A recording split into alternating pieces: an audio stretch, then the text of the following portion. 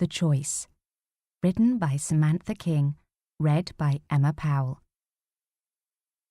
For in that sleep of death what dreams may come. William Shakespeare. Hamlet. Act 3, Scene 1. Prologue. My daughter's curls are red gold. They glint in the morning sunshine as the fine silken tendrils dance away from my searching hands. And I stand transfixed as I watch them drift upwards in a fiery cloud. I wasn't reaching for her hair. I was aiming for her body as it flew backwards, a slow-motion tableau implanting itself in my brain. But my arms flail uselessly, hugging only dry summer air to my chest as I try to stop her from falling, and instead catch just the floating wisps of her coppery ringlets, the ones she's been pestering me to trim so that she can straighten them and look less cute, more grown up. She will never look more grown up. She will never grow up. The thought jolts deep inside me, echoing the thud of her body hitting the ground. I drop to the garden path, ignoring the bone-crunching impact of concrete against my kneecaps as I crawl, clawing my way towards her beneath the rose bushes. My shaking fingers scrabble through stony soil, skin tearing as I reach frantically ahead of me, nausea burning my throat at the sickly smell of blood on my hands and wrists. So much blood. My shoulders almost dislocate as I overstretch my arms, plunging my hands into the halo of Annabel's hair, twining the soft coils around my fingertips as if that will tie her to me. I rest my cheek against the clammy soil and hope to die too. No release comes. Instead, my mind is stuck in a loop of horror and memory. Annabel is small for her age. Her frame is slight, her legs surprisingly long for a girl barely 4 feet tall, and her arms are skinny. My chopsticks, she always calls them. Her hair is the biggest thing about her, a fine, sugar-spun gossamer crown of untamable auburn curls. I've always thought Annabel's personality grew to complement her hair. Ethereal, restless, impossible to behold without smiling in delight. Aiden's would be the same if Dom hadn't made me get it cut short 9 months ago. I'd felt like a criminal taking him to the barber on the high street, the Saturday before their first day at the new school. I remember the tears he'd tried to hide behind his encyclopedia, and then later my tears as Annabel impatiently waved me away at the school gate, pulling her younger by 2 minutes brother behind her across the lush lawn towards the grand red brick building. I looked around at the smart purple blazers, and my heart squeezed for Aiden as he self-consciously reached up to rub his shorn hair. Dom had been right to complain. The barber had gone too far, and I should have stopped him. But I'd hesitated too long when he insisted that all the boys were wearing it that short. I consoled myself that it might help Aiden fit in rather than stand out. The poorest kids at the posh school. I couldn't bear to think of the jibes they might suffer, no matter how small the class sizes and how amazing the facilities. Dom had been wrong about the school, though. The twins were far happier at their old state primary, with their old friends, kids who didn't expect iPhones and private ski lessons in their party bags. But I'd lost that particular argument, as I've lost most arguments over this last year, especially when it comes to the twins. Aren't they so terribly alike? The gym-kitted nannies always gushed before racing off to their Pilates class. Well, yes, except that they're not. My son always clung to me, wanting to hold my hand as long as possible, but my daughter was forever shrugging me off, longing to fly high, soaring towards freedom. Was that why you chose him? Because he needed you, loved you more? My children both needed me, they both loved me, and I loved them equally. The gritty soil grinds deeper into my cheek as the argument in my head spins endlessly, pointlessly. Annabelle will never need me again, and Aidan won't admit it even if he does. That is my punishment for allowing a killer to enter my home, for shielding my shy, sweet, overcautious son, and allowing my vivacious, spotlight-seeking daughter, who always faced life so fearlessly, to race headlong to her death. "I'll get it, Mum. You carry on. You're doing a great job." Aidan ambled towards the front door at the sound of the buzzer, but I raised a hand to stop him. "Hang on a minute, love. You know I don't like you answering the door to strangers." "Who says it's a stranger?" Annabelle said, leaping up from the sofa. "Might be Uncle Max. He said he had an extra special surprise for us." "Huh." I rolled my eyes. "Just give me one more sec." There. Perfect. Unaware of tragedy lurking round the corner, a malicious spy watching our safe, ordinary family. I actually smiled as I inserted the last of the candles into the blue icing on top of their huge, swimming pool-shaped birthday cake. 10 purple ones for Annabelle, 10 red ones for Aidan. It would make a stunning centerpiece for their pool party that afternoon. "I'll be right there," I called out, licking a smudge of icing from my fingers and hurrying to the door. But Annabelle got there first. "It's the postman, bet you. Look at that giant shadow through the glass. He must have the most humongous stack of presents. Hope one of them is a new Xbox," added my gaming-obsessed son, moving to stand at his sister's shoulder. "You know your dad's not keen on video games," I said, doing my best not to sound snippy. "That's because he always wants to win and hates getting shot," Aidan said sagely, his eye roll so like mine, and I laughed again. It was uncanny, though, because the next few seconds felt exactly like we'd stepped into one of Aidan's trigger-blasting games.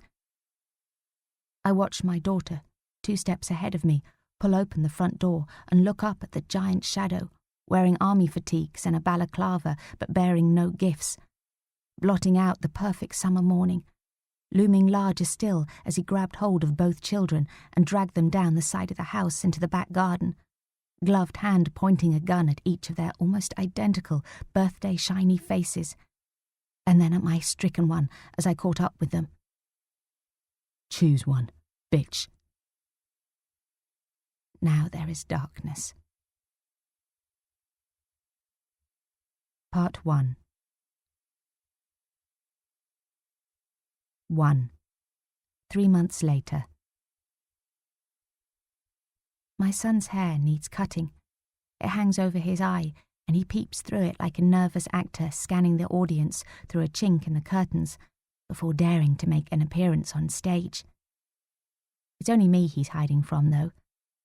He turns his head when I walk into the room, twists his slim body away from me when I go to cuddle him. My fingertips tingle with longing for the almost forgotten feel of Aidan's milky soft cheeks, and I wrap my arms around myself to stop them aching with the heavy emptiness of having no child to hug.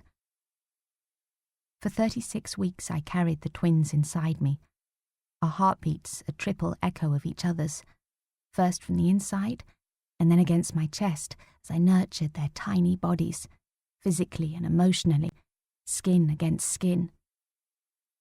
An invisible knot of mutual need and love bound us together. We were as one, and for the first 10 years of their lives the knot tightened. Now it has been ripped apart, and my beautiful girl is gone.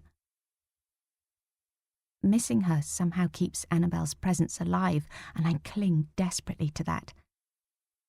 I abandoned my daughter in that one dreadful moment. I will never let her go for all the moments hereafter. But the pain of loss is paralyzing. For me, for my husband, Dom, and for my son, who doesn't know how to be in this world without his twin. Pressed into one corner of the sofa, eyes fixed on the Nintendo DS in his hands, Aidan looks like he wants to disappear into his surroundings. I notice he's wearing the jeans and shirt again, the ones I bought him to wear to their 10th birthday party. And I wonder how he can bear to, how the very fabric of them doesn't hurt his skin with painful memories. Or maybe that's the point. Wear the same clothes. Remind Mum of what she did. It's working, and I know I deserve it, yet it feels unexpected. I'm not quite sure what I did expect, just not this void of silent recrimination. Aidan has never been a cruel boy. He's gentle and caring.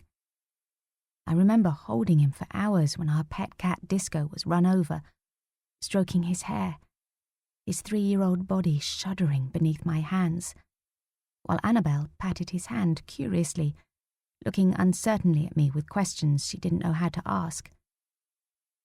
Eventually, his tears stopped, and he cuddled her, and she smiled again. Aidan was the only one of us who could make Annabelle smile when she didn't get picked for the lead role after a dance audition, or when she had to miss a swimming gala because of a cold. He adored her as much as he now clearly hates me. No, hate is too strong, too active. I simply don't exist for him anymore, and he is barely existing. He was always Annabelle's shadow, but now he's a shadow of himself. Adrift without the twin who curled against him in the womb, wrapped herself around him as a baby and held on tight to him for the rest of her too short life.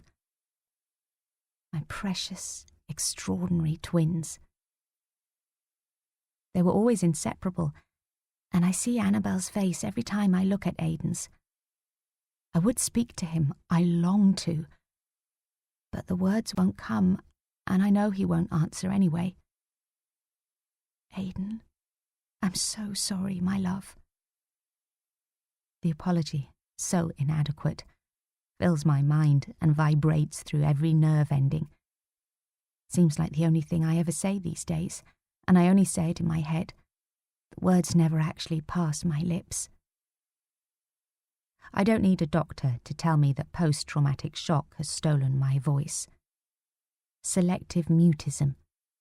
The term floats towards me from university psychology lectures, so many years ago. I know this explains my silence, and I understand that trauma has created an anxiety disorder that is suppressing my memory, along with my appetite, physical sensations, energy levels. I know all this, but I'm powerless to change it. Every day I feel like I'm walking through clouds. Everything is hazy, deadened. Everything except my emotions. They have never felt so raw. I keep mentally listing them on the imaginary whiteboard in my head. Anything to keep some kind of grip on reality, to retain some sense of myself. I already feel like I've half vanished. That whiteboard. It's in my mind most days now, with all kinds of notes, diagrams and commentary jotted across its gleaming surface. My own personal textbook. My eyes feel strained, myopic, but I have no trouble at all picturing my old uni whiteboard, complete with handsome, failed actor turned lecturer Seamus Jackson striking a pose in front of it. I suppose it's to be expected. I spent enough hours staring at them both. Seamus Jackson. I haven't thought of him in years, but now his dulcet Scottish tones have become the voice in my head. In today's imaginary lecture, my memory has dredged up the image of Seamus, call me Shay, guys, in his usual spread-legged stance, theatrically squiggling a drawing of a brain after severe trauma. Scattered neurotransmitters, the lot. Hands on hips, Shay carves a dramatic tale from a dry explanation of how, after trauma, an overstimulated amygdala can become jammed in a fight-or-flight mode, guys, often completely freezing a person's capacity for speech. A dramatic pause, then he continues. Excessive anxiety or trauma can crank up the amygdala's sense of danger to such a heightened extent that it effectively, short circuits creating an ever-present sense of danger that, put bluntly, causes the sufferer simply to clam up. Yes, I understand my silence, but I hate it. I hate that I can recall lectures I attended when I was barely out of my teens, but I cannot remember what happened in my own back garden on the morning of my twins' 10th birthday, a day that changed all our lives completely and forever. I remember Shay's piercing blue eyes, yet the exact details of my daughter's murder, the last moments of her precious life, are a complete blank. Such is the paradox of the mind, and people always think it's the heart that's so complicated. I hadn't even realised I was paying that much attention to Shay. We'd shared just one illicit week together. Dating a student is a lecturer's self-destruct button. Yet I remember every word he taught me. It's only now that I recall them, though, at the lowest point of my life. I've lost my darling daughter. Worse than that, I gave her up. And it is unfathomable to me. Choose one, bitch. Why would anyone want to force me to make such a choice? It's like something out of that old Meryl Streep film my flatmate and I used to weep buckets over on rainy Sunday afternoons. Sophie's Choice, that was it. But this isn't a movie, this is my life. How dare anyone do this to me, to my daughter? Anger, here it comes again. I've learned not to resist it. Instead, I jot it conscientiously on my mental whiteboard, allowing the wisdom of Shay to surface once more. Rage can grip many a bereaved person, guys. Don't make the mistake of thinking loss is a passive experience. Instinctively, I know my mind is protecting itself by blotting out everything the police must have told me about the gunman. The trauma of losing Annabelle has brought down a shutter in my mind, and no matter how many times I try to recall that awful day, those appalling moments, all that emerges is jumbled, fractured memories. But in truth, it isn't agonizing over who did this, or even why, that has stolen my voice along with my capacity to sleep, think, or even move very far. What keeps me frozen in shock is not his guilt, but mine. I try for the 1000th time to make sense of it. Did it mean I love Aiden more because I saved him? Or that I loved Annabelle more because I chose her? They were twins. I always vowed to love them equally, to show no favouritism. So what was I thinking? Did I sacrifice Annabelle for her brother's sake? Or did I save her from the torment of existing in this dark place where the three of us drift like shadows, tiptoeing silently around the gaping hole in our lives, together but no longer a family? No answer comes. My mind is a closed book. Dom has been a glacier of impassive calm, and I know I've left it to him to speak to the police, the lawyers, the journalists, the neighbours. He's never blamed me, and he's never, in my hearing at least, told Aiden that I'm to blame. I know he won't turn our son against me. He won't force him to choose between his parents in the way that I was forced to choose between my children. We disagreed passionately about the twins' school, but those arguments are long forgotten. Life simply drifts on, the same, yet totally changed. We live in the same comfortable home, on the same quiet street in Hampton Village. The usual domestic routine ebbs and flows. School, clubs, homework, play dates with Aiden's friend Jasper. But I don't leave the house anymore. I spend my time now watching my son and my husband prowl restlessly through each room, unable to settle. They stare right through me, pretending they're busy getting on with everyday things, while I glide like a ghost on the periphery of their lives. I can't speak, I barely sleep, and I don't know how to look forward. All I seem able to do is look back and wonder. How did I get here? Why did this terrible thing happen? Dom hasn't looked up from his laptop, and Aiden's eyes are still glued to his DS. They're oblivious to my presence.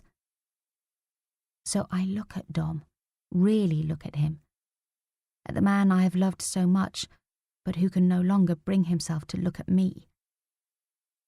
His face is creased in a frown. Didn't he used to be bigger? Has he lost weight? These last weeks and months will have taken as much of a toll on him as they have on me, I know. His face is leaner and he looks desperately tired, his blue eyes glazed over. And then I notice the little crinkle at the corner of his eyes, and it takes me back, all the way back, to the first time I met him. 2. If your eyes get any wider, they'll pop right out of your head. Excuse me? I blushed as I noticed the tall, good-looking guy leaning against the A to C bookshelf of the serial killer section, his own blue eyes fixed on me. I had the sense he'd been watching me for some time. You haven't blinked for at least 3 minutes. You trying to break some kind of record? Or maybe you're just a beautiful freak of nature. I'm Dom, by the way, Dominic Castle. And you are? Deeply offended. Freak? Gee, thanks. I made a show of checking my watch, even though there was a clock on the wall right in front of us. Library closes soon. I best make a move. Without even telling me your name? But how can I spread the word about this extraordinary talent of yours if I don't know who you are? And I said beautiful in case you didn't notice, so don't run away. I won't bite. Unless you ask me to. He strode towards the desk where I'd been camped out for the last 2 hours, staring at my psychology textbooks, but really spying on Shay. Then he pulled out a chair and sat down next to me, grinning as he folded his arms behind his head. His black t-shirt strained across his broad chest, and I felt the hairs on the back of my neck prickle. Sorry, I said, even though I'd heard him perfectly. I said, pleased to meet you, Madeline Hartley. He thrust a big hand towards me. Heat surged through my body, already flushed from the balmy evening. London was collectively sweltering in the sultry oppressiveness of a late summer heatwave, and I longed for the cool, crisp autumn days that surely lay ahead. I wanted to swap my jewelled flip-flops for soft suede boots, lacy vest tops for cosy cardigans. I wanted summer to end and my university days to be over. How do you... Oh. He'd abandoned the handshake offer I'd ignored and held up my child psychology binder, rubbing his thumb slowly over the name label. His fingers were lean and tanned. I wondered what it would feel like to be touched by them. Are you Madeline, Maddie, or, just Mad? He said, grinning again as he swiveled his body so that his legs were spread either side of mine, trapping me in my seat. Depends. Distracted by sudden movement in my peripheral vision, I glanced towards Shay. He hadn't spoken to me for 3 whole days now, and revision tutorials for the exam resits started on Monday. It was going to be cringingly awkward sitting in the small lecture theatre with just him and 2 other students who, like me, needed to retake our final paper. I wished for the 100th time that I'd spent less time daydreaming about my lecturer and more time concentrating on studying for my finals. Then I could have graduated and moved on to my teacher training course and... Depends on? Dom queried, reaching out to pinch my chin lightly with hot, rasping fingertips, turning my head back to face him. I deliberately closed my eyes, resisting his command to make me look at him. But the image of his dark brows and sharp cheekbones remained imprinted behind my eyelids. He was far too cocky. He was probably laughing at my gawky shyness. Damn. With a huge effort, I forced myself to open my eyes. I wasn't going to let him see that his nearness flustered me. Well, my mum used to call me Madeline, mostly when she was telling me off. My flatmate calls me Mads. Otherwise, I'm just plain old Maddie. Nothing plain about you, Maddie. I wasn't fishing for compliments. I bravely held eye contact with him, despite feeling myself blush. And what does he call you, your man there? He nodded abruptly at Shay. He's not my man, he's my psychology lecturer, if you must know. Not that it's any business of yours. Ah, I see. His deep voice softened, and his big hands were surprisingly gentle as they took hold of mine and squeezed. What'd you see? Oh, nothing in particular. Just that it's his loss, definitely my gain. There was the tiniest, sexiest crinkle around his blue eyes when he grinned. For some reason, that irritated me. I didn't want to be charmed by this big, overconfident man invading my space uninvited. I pulled my hands away. I'm not anybody's to lose or gain. I'm not an object to be passed from one man to another. In case you hadn't noticed, this is a university library, for borrowing books, not girlfriends. I was being snippy, but mostly because I was annoyed with myself for finding the hint of possessiveness about him perversely exciting. I'd seen my dad lay down the law for most of my parents' married life, and after his death, I'd watched my mum flounder helplessly without the husband who had defined her. Bossy, controlling men held no appeal for me, and Dom struck me as exactly the kind of guy who liked to be in charge. I wasn't sure why his arrogance was giving me butterflies. It was making me uncharacteristically prickly. Not even on short-term loan. Shame. I better check out some textbooks instead then. Nowhere near as fascinating or pretty to look at, though. He cocked his head and quirked an eyebrow. You do that, since you're so obviously here to study? I glanced pointedly at the empty desk in front of him, then back to my own books. You have amazing hair, by the way. He lifted a strand and stroked it. I pulled back sharply. Did no one ever teach you to ask nicely before you touch? Are you a natural redhead? He said, ignoring my prickliness. Strawberry blonde, actually. Anyway, I'm thinking of getting it cut. I twirled a long strand around my finger, telling myself that I wasn't flirting, just being friendly, polite, nothing more than that. Don't, this suits you long. I'm not asking for your permission, I said, lifting my chin. I go running a lot, as it happens, and it just gets in the way. And it's too thick, makes me hot. That's all. You keep in shape, I can see that. Which means we have even more in common than where we choose to hang out on a Friday night. My cheeks burned fiercely as his eyes wandered brazenly over my white gypsy skirt and sleeveless turquoise blouse. I wanted to hug myself to cover my pale arms that never seemed to tan. No matter how many hours my friend Gabrielle and I propped ourselves on the tiny balcony of our rented first-floor flat in Kew. Bodies angled to catch every last ray of sun, yearning for our fair skin to turn golden brown. Her long, skinny legs had at least been toasted a more toffee-coloured shade of pale, but all I'd achieved after spending almost my entire summer break sunbathing while pretending to revise was a freckled nose and sore pink knees.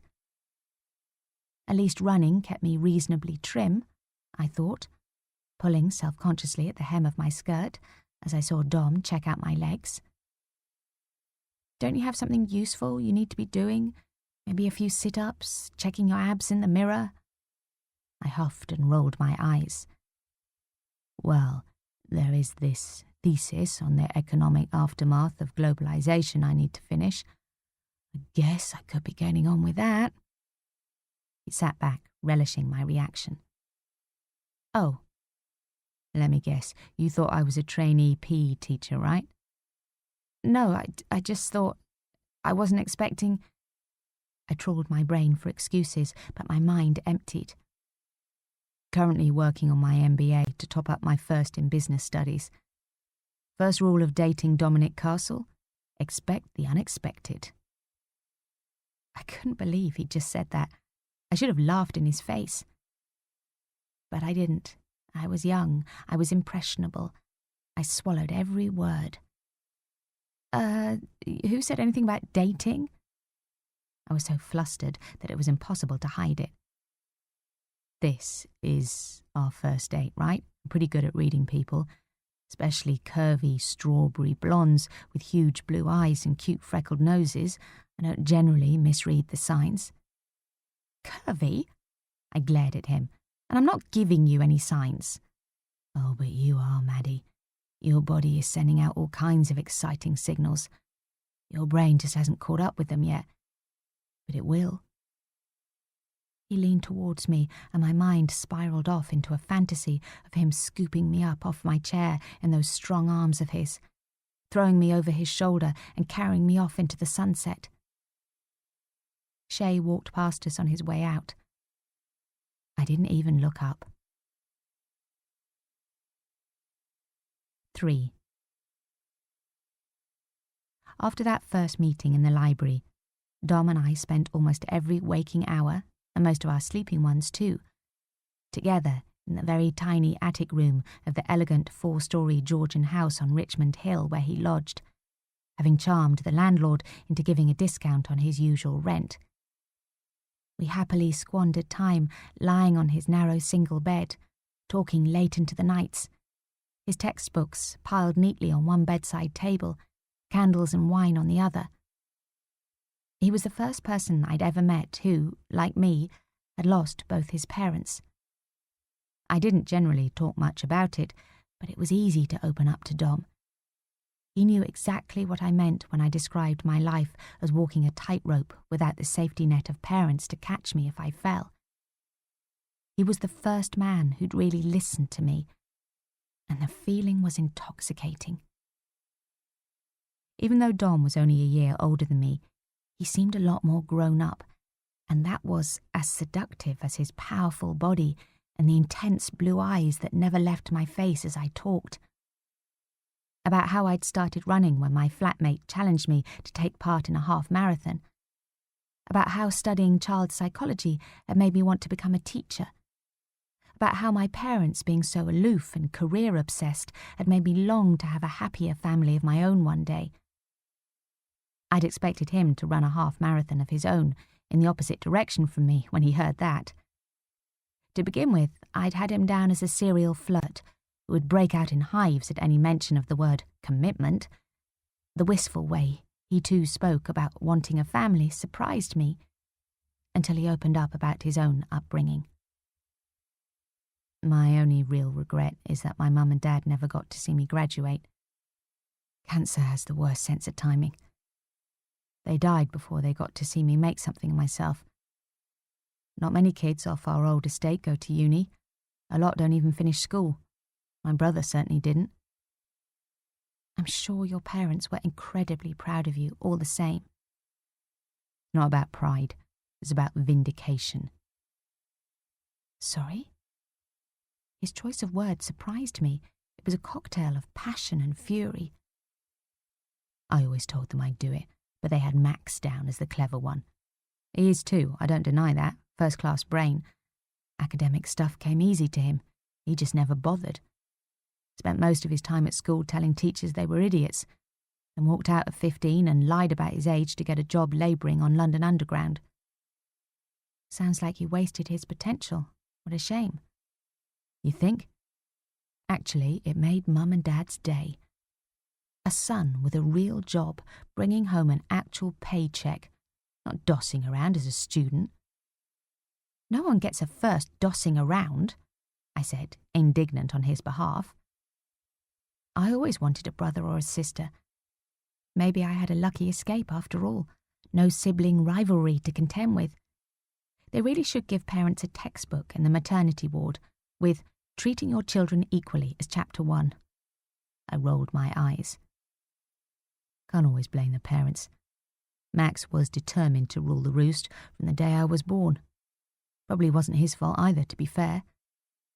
I came along 10 years after him, so I guess the three of them had already formed their little club. I just didn't fit into it. The baby of the family who didn't want to end up working on the trains like his dad.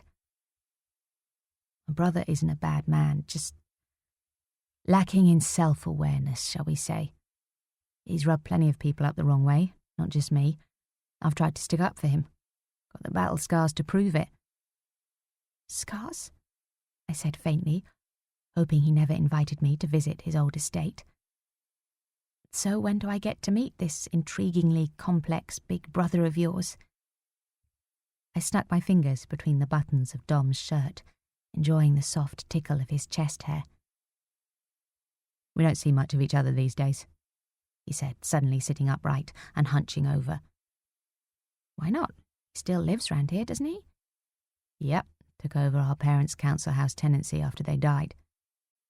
Oh, that must be a bit weird for you. I could see the tension locking his jaw and turning his body rigid. I guess. He hogged pretty much all their attention the whole of his life, then he gets their home as well. Our home, I should say. I wasn't exactly a cuckoo in the nest, but I know when I'm not wanted. Still, Dad left his savings to me, that's something. Max just gets on with his life now, and I get on with mine, and that's the way I like it. Well, whatever your parents thought, I'm incredibly proud of you. It's amazing what you've achieved. My father was a judge. My mom was a lawyer. I had my own pony and trust fund. But still I'm only scraping through my degree. I wonder how many guys applying for jobs in the city had as tough a start in life as you did. Yeah, I bet most of them have more in common with you. Not too late to find yourself a nice posh Surrey boy, you know. He finally relaxed and lay back on the bed, wrapping his big arms around me and pulling me close, confident of my response. But beneath his teasing, I could hear the sting of sensitivity about our different backgrounds. As if. He grinned in reply, slipping a finger through the gap at the front of the 1940s-style tea dress I'd bought especially for our first properly official date, and tickled my ribs until I squirmed and laughed. Then he worked his way downwards, flicking open more of the tiny pearl buttons, his big hands surprisingly nimble. Ah, there's the Dom I know, and... I stopped and bit my lip. You were saying? His fingers stilled, and he pulled me on top of him so that I was lying full length along his much taller body. I rested my cheek against his chest, listening to his steady heartbeat as I waited for my blush to subside. Despite how intimate we were becoming, I'd never told him I loved him. I hadn't been close to my father, right up until he died of a heart attack when I was 16. And over the following 2 years, my mother became increasingly distant, preoccupied by her own grief until she just seemed to give up on life. They were socially well-connected but emotionally distant people, and I'd grown up feeling shy about outward displays of affection. I was glad Dom's relaxed, unself-conscious passion compensated for my natural reserve. I pressed closer against him, hoping he'd be able to read my mind as well as my body. You know, do I have to spell it out? Maybe you can mime it for me. That might be fun. He winked and kissed the tip of my nose as I smiled up at him. And I'm proud of you too, honey. You're going to be a fabulous teacher. Just as long as you don't go running off with some smarmy PE hunk. Only if he's tall, dark and handsome and turns out to be studying for an MBA. Dom grinned. I might know someone who can satisfy your requirements. As it turned out, both Dom's MBA and my teacher training had to be put on hold. I finally managed to graduate, even though Shay never returned to the psychology department to coach the stragglers through our resits, instead moving to Brighton to become a dinner theatre performer. I guess he'd never really given up on his real vocation in life. 9 months later, I discovered mine. I became a mother. Dom always swore that finding out I was pregnant with the twins was the happiest day of his life. It didn't matter that we'd only been dating a few weeks.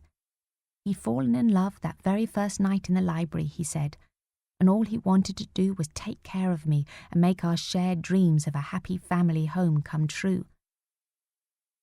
12 weeks after we met, Dom borrowed a suit from his ever-obliging, clearly besotted landlord, scrounged every spare penny he could, and booked dinner for the two of us at the Oxo Tower restaurant.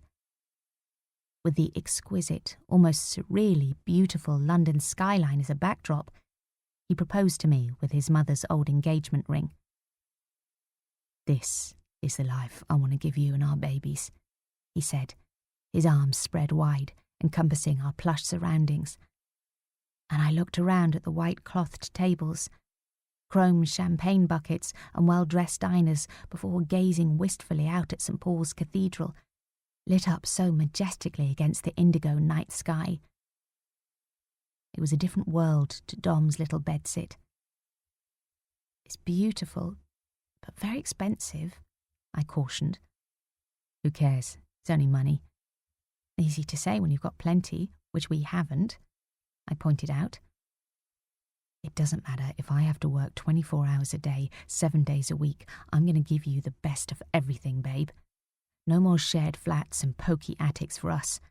And definitely no more charity shop dresses for you." "I like my dresses," I protested, laughing. Dom favoured crisp, preppy smartness, whereas I adored a kookier, vintage look. "What about your MBA? There's no way you can do a full-time job and still study so hard. I'll pick up my teacher training as soon as the babies are settled, but till then..." "Where there's a will, there's a way, and you're looking at a man with a plan. One more meeting with the bank manager next week and Castle Consultancy will be born. Before our babies." He grinned. "Consultancy?" "Yeah, it's always been my ultimate goal, and my business plan ready for ages. Just means setting the ball rolling sooner rather than later, which is no problem. Far less painful than putting myself through the city recruitment grinder. I'm going to set up on my own, be my own boss. More lucrative in the long run, too."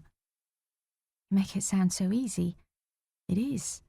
No need for you to worry about a thing other than taking care of this," he said, his big hand gently spanning the bump, pushing against my sleeveless black chiffon shift dress, the one I'd splashed out on for my graduation ceremony, little knowing that its generous A-line style would come in handy for a rapidly expanding waistline. I couldn't believe how fast my body was changing. But I do worry, and I have no intention of being a kept woman. I attempted a smile, not wanting us to squabble, especially in such exquisite surroundings, especially when Dom had just asked me to marry him. "You want to be at home for the kids, don't you? Isn't that what you've always dreamed of? A proper family?" Yes, it is," I conceded, remembering all the times I'd let myself into an empty house after school, the walls echoing with loneliness. I wanted to be there for my children. I just didn't want Dom to insist on it. "Well then, that settles it.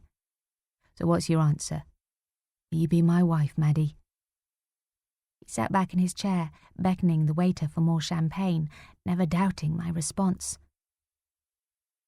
It was all happening so fast.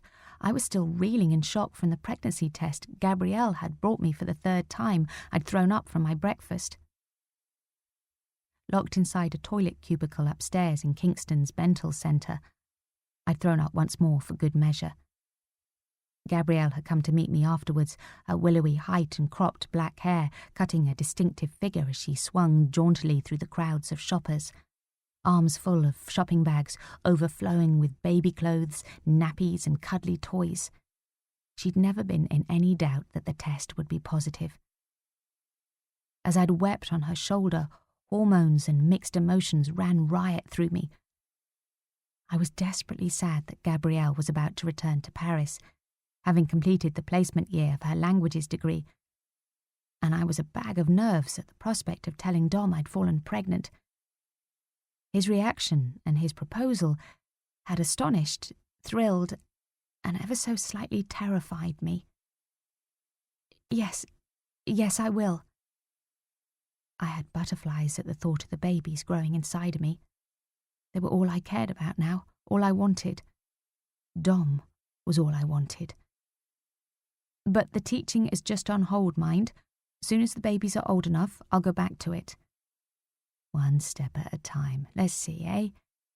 You're the most beautiful woman I've ever met, Maddie, and I'll never, ever let you go. I just want you at home, he said, reaching across the table to squeeze my shaking fingers, pressing down on the sapphire ring that still felt odd on my left hand. Barefoot and pregnant, you mean? I teased. I can't think of anything sexier. 4. The sound of a long, slow sigh draws me out of my memories, but when I look up, Aidan is still curled up on the sofa, while Dom remains hunched over his laptop, his head in his hands. It's like he's drifted off into his thoughts, too, and I wonder if he ever thinks of those early days. I remember them as clearly as if they were last week. I remember his proposal, and I remember giving birth to the twins, their first steps, their last words. I remember every second of those things, but not a single moment of other life-changing events. I don't remember my wedding night or honeymoon. I don't remember who the police said came to the door on the morning of the twins' birthday, their face hidden beneath the black balaclava. And I have absolutely no idea why he asked me to choose between my children. All I know is that he's stolen my daughter's life and destroyed my family, and that I can't forgive myself for letting him. Beyond that, nothing seems to matter. My guilt, my heartache. Nothing can make either worse or better. Perhaps if I force myself to confront the details, maybe then I'll be able to work out how to start living again and look forward rather than eternally backwards. I glance at Dom and my heart pounds as I steel myself to ask him everything I've forgotten. I have to try. I have to stop burying my head in the sand. But even as I move towards him, I feel my mouth dry and the words lodge deep in my throat. I try to force them out and my eyes begin to water, panic crushing my chest. Before I can pull myself together, I hear a metallic buzzing noise, a long shrill command, and it takes me a second to realise that someone must be at the front door. I spin around, wondering if I should go to answer it, and when I turn back to where Aidan and Dom were sitting moments before, they're gone. Minutes, hours later, I have no idea how much time has passed, I find myself sitting on the stairs, taking deep breaths and trying to calm my thumping heart and racing mind. I need to focus to gather my skittering thoughts. Aidan and Dom were right next to me, and now they're gone. Where have they gone? To the pool? The park? Why didn't they say goodbye? And didn't I just hear someone at the door? But no finger pushes the buzzer a second time. No distorted silhouette darkens our hallway. There is only the hint of figures passing by on the street as they go about their daily business. Daylight pours uninterrupted through the frosted glass of our front door, flitting in a dappled dance over the parquet floor. Shouldn't it be getting dark soon? I keep losing track of time, of life around me, and it dawns on me that I may be having blackouts. Or perhaps it's nothing physical, nothing so dramatic as fainting fits or losing consciousness. Maybe I'm just so buried in thought these days that I've been sucked too deeply inside my inner world. I'm not sure whether this is another side effect of post-traumatic stress, or whether I'm deliberately floating in this muffled state of vagueness because it's far, far less painful than confronting reality. Only it's proving confusing, Great chunks of time constantly seem to go astray, not to mention my son and husband. Then I hear the sound of Aidan's recorder, the clear high notes scaling upwards until the tune ends with a hasty grating squeak, and moments later Aidan drifts past me on his way back into the living room. My darling boy. He always loved it when I called him that, his nose crinkling as he smiled shyly. Annabel used to laugh and punch my arm. "Don't be so soft, Mum." She never waited for goodbye kisses at the school gate. Aidan wouldn't leave me without a last cuddle. At least I got to spend those moments with the twins. Chats on the walk to school, hot chocolate and toast afterwards as we sat at the kitchen table, comparing our days. I've never regretted my decision to stay at home with the twins. A teaching salary would have been helpful, especially at first, and sometimes I regret not using the degree I struggled to pass. But while I may not be teaching a class of children, I've found incredible fulfillment helping the twins learn, develop, grow into such clever little people. Maybe at some point in the future I would have gone back to teacher training. Maybe once, but not now. Now I can't bear the thought of ever leaving Aidan again. Every time I look at my son now, it feels like I'm seeing him for the first time after a long absence. Like I've just stepped off a train after a trip and I'm racing up the platform towards him, tears in my eyes and my heart pounding with excitement and eagerness to hold him. It's like a continual sense of joyful reunion, only it's one-sided, because he still refuses to acknowledge me. He looks so pale. He's barely left the house this summer. He needs some sun on his skin and fresh air in his lungs. He needs to run and play, to see his friends and get up to all the mischief that 10-year-old boys love. Only Annabel was the mischievous one. She made endless dens in Bushy Park, little hidey holes and secret lairs. I'm not sure if Aidan has even been back to the park without her. He doesn't tell me anything these days. And every time I open my mouth to ask, the pain in his eyes silences me, and I retreat into my shattered inner world, a heavy weight of guilt pressing down on my chest, paralyzing me. So I stay hidden in the shadows, a guilty bystander, listening, longing. "Dad, you said you'd take me to Bushy Park." My heart jumps. It's like Aidan has read my mind. "It'll be dark soon," he continues after a long pause. Aidan's unusually abrupt tone sharpens my attention, and I trail after him. He never used to be snappy. He was always so laid back when Annabel was around. I want to cry as I see how hard he's trying to act tough. I can see in his eyes that he's torn, not sure whether it's appropriate to go and play football in the park while his sister lies dead in the ground. I yearn to reach out to him, but he's angled his body away from me. His legs are crossed. One trainer scuffs the other. Hands are deep in his jeans pockets.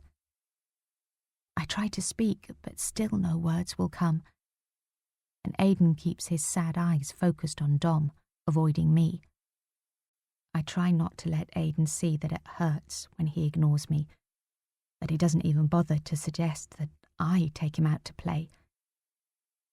He knows I've become frightened of the outside world, yet his acceptance of that somehow hurts more than if he were to yell at me, openly blame me. He's not letting me off the hook. He's allowing me to sink under the weight of my own guilt. He's angry with me, and he has good reason to be. I let his sister die. "Sure, let me finish this email, then we'll shoot." I see Aidan's face tighten fractionally at the ill-chosen words, the casual reference to a weapon that blew his sister halfway across our back garden. But then he shrugs. "I'll get my boots. They're in the shed, aren't they?" Aidan's expression is uncertain. He's not sure his dad has a clue where football boots and scooters and bikes are kept, but he doesn't want to upset him by drawing attention to the fact. He doesn't want to point out that it's Mum who puts these things away. He doesn't want to have to ask me, to need me, and he's showing his dad that he doesn't. I still understand my son. I allow the realization to soak through me, reminding myself that Aidan is still my child, and although we are both lost in grief and don't know how to talk to each other, we are still connected. He is still part of me, and no matter how hard he's trying to cut me off, I'm still part of him. I know how he sleeps on his tummy with his right hand hooked under his chin, his right leg tucked up as if he's climbing a ladder. I know that he prefers white chocolate to dark. I know that he's scared and missing the closeness we used to have, and that he thinks if he shows any of this, he will be disloyal to his dad. Guilty relief takes my breath away. I don't deserve this comfort, but I cling on to it. Aidan might try to erase me from his life, but I'm still here. I'm still his mum. No one can take that away from me. Can they? I glance fearfully towards the hallway, the front door. Then I turn my back on the terrifying unknown of the outside world and watch Dom lock his briefcase and set it down on the coffee table. He looks up at Aidan with a broad smile, his thin mouth bracketed by creases I don't remember seeing before under each sharp cheekbone. I wonder again if he's lost weight. I try to put my finger on what's changed. His hair is as thick and spiky as ever, neatly trimmed and still richly dark brown. Visibly, he hasn't aged. He just seems different. Tell you what, let's head over to Kingston and I'll buy you those football boots, Dom says, slapping his knees before standing up and resting his hands on Aidan's shoulders. They cost over £100. Mum says designer boots are an extravaganza, Aidan says dutifully. But his legs uncross and one foot begins to tap against the floor in an excited jitter. An extravagance. And they're not. Only the best for my boy, so stop worrying, you sound like your mum. He grins and pulls Aidan roughly against him. A memory stirs, but I can't place it. Instead, I think with sudden irritation, that's right, talk about me as if I'm not here. Mum worries a lot. That's what mums are for, son, but we still know how to have fun, eh? Suddenly Aidan grins, sunshine breaking through the clouds, and I want to kiss his sad face that, just for a moment, has remembered how to look happy. I want to hug him and tell him that he's right, I do worry too much, but it's just because I care, because I don't want things to get worse, so much worse. I puzzle over what that means. Another memory just beyond reach. I have a sudden sense that I don't want things to go back entirely to the way they used to be. But how did they used to be? I look around the living room in search of clues to help me decipher the mysterious gulf between life before and life after Annabelle. I see the brown leather Chesterfield that dips more on the left side than the right, because that's where Annabelle and Aidan always curled up together so they could stare in unison at the same book or comic, hands dipping in synchronized rhythm into a shared bowl of snacks. I see the upright piano, an ornate walnut grandfather clock Dom bought at an antique fair, both incongruously grand in our modest 1930s semi.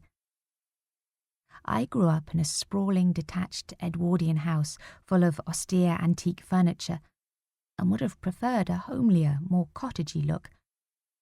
But Dom was always trying to turn our house into a downsized version of an English stately home. We've never managed to find a compromise, I reflect, and the house has become a hodgepodge of mismatched styles. And as my eyes linger on each familiar object, my thoughts turn inwards once more, and I remember the day we moved in. Our first night as Mr. and Mrs. Castle. 5. I remembered Dom clowning around as he carried me over the threshold, pretending to stumble beneath my weight. "Put me down," I giggled.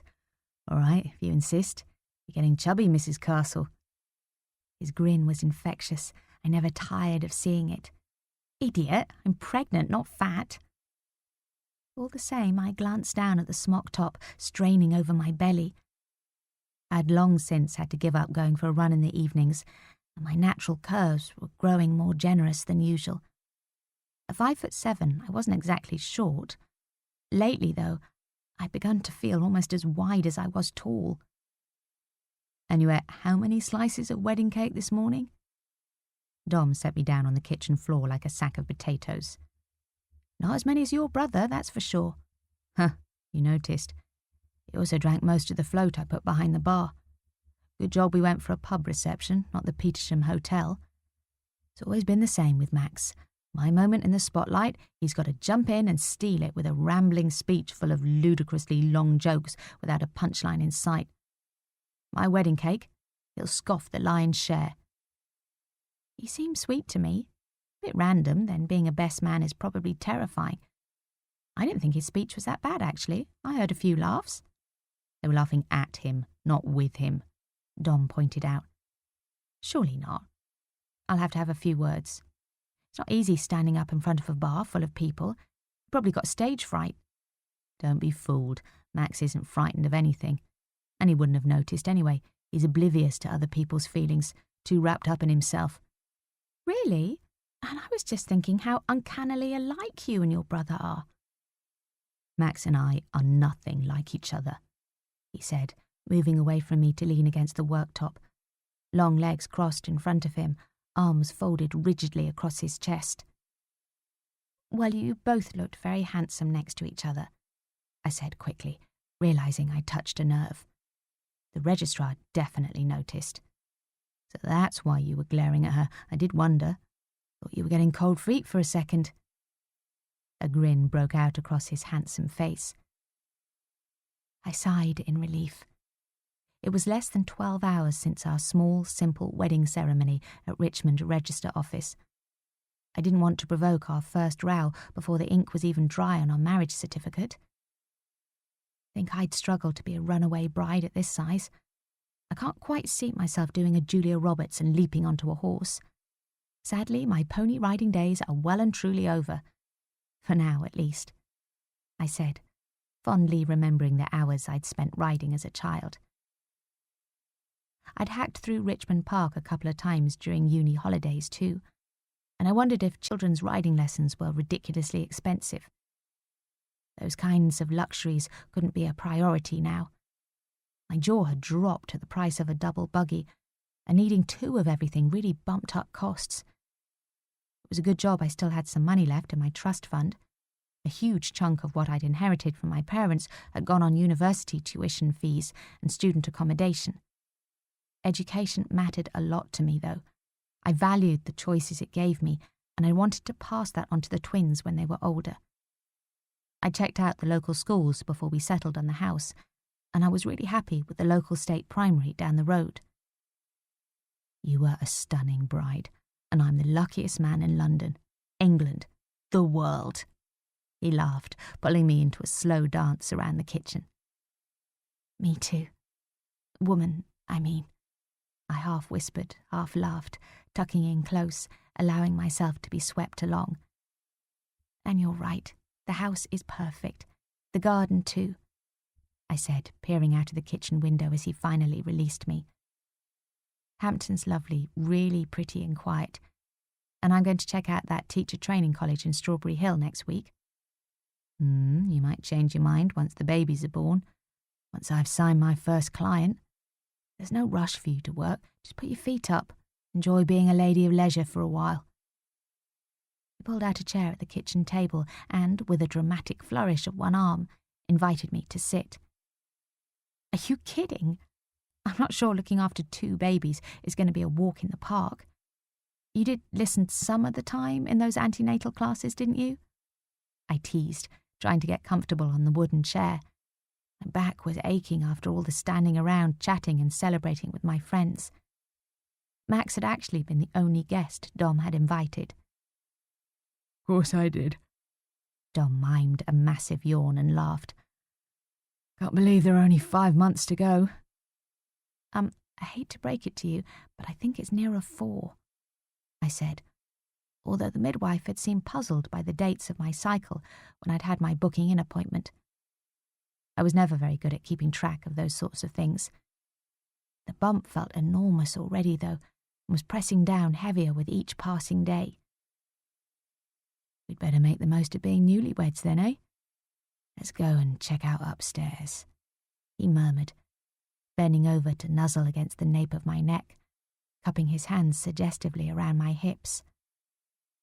But first, he opened the fridge and pulled out a bottle of champagne, 2 glasses, and a punnet of luscious-looking strawberries.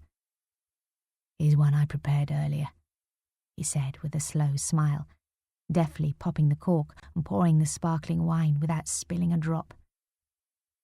I nipped around yesterday, he explained when I gasped in happy surprise. Go on, half a glass won't hurt. Here's to us. To us, and our new family, I added, clinking my glass to his. For all he joked about nodding off in antenatal classes, I knew Dom would make a great dad. He was working every hour there was to make a go of his management consultancy, and when the time was right, I was confident he'd support me getting back into teacher training.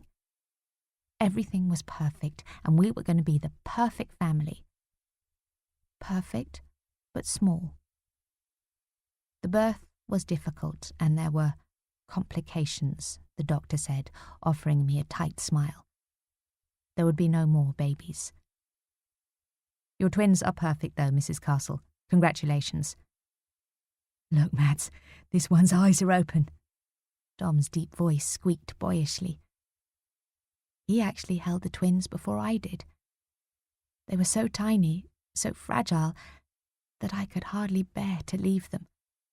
Dom was the only person I would trust to take care of them, and he held them both for 2 whole hours, hardly moving, hardly breathing, just sitting alone with the miracle of new life in the darkened delivery room while the doctor wheeled me off to see the surgeon, to be put back together and stitched up.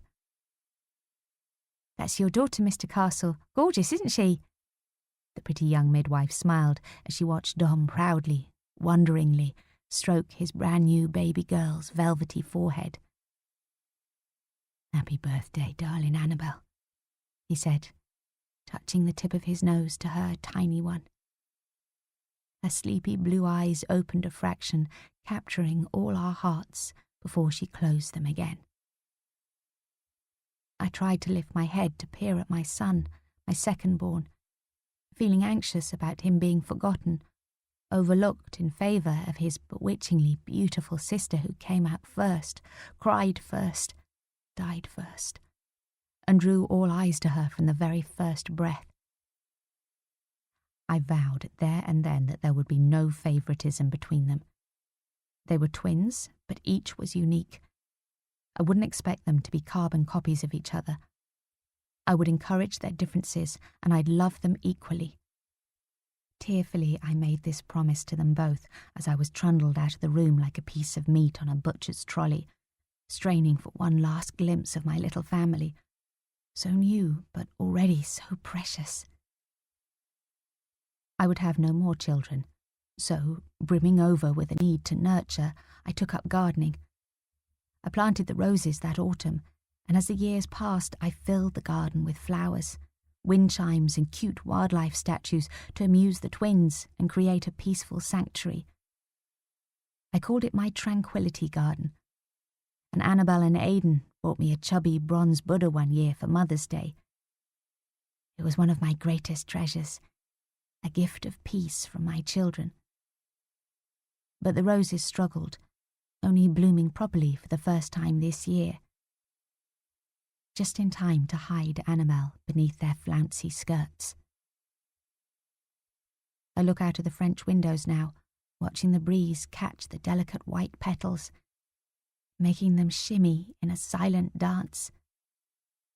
Keep her safe for me until I can see her again.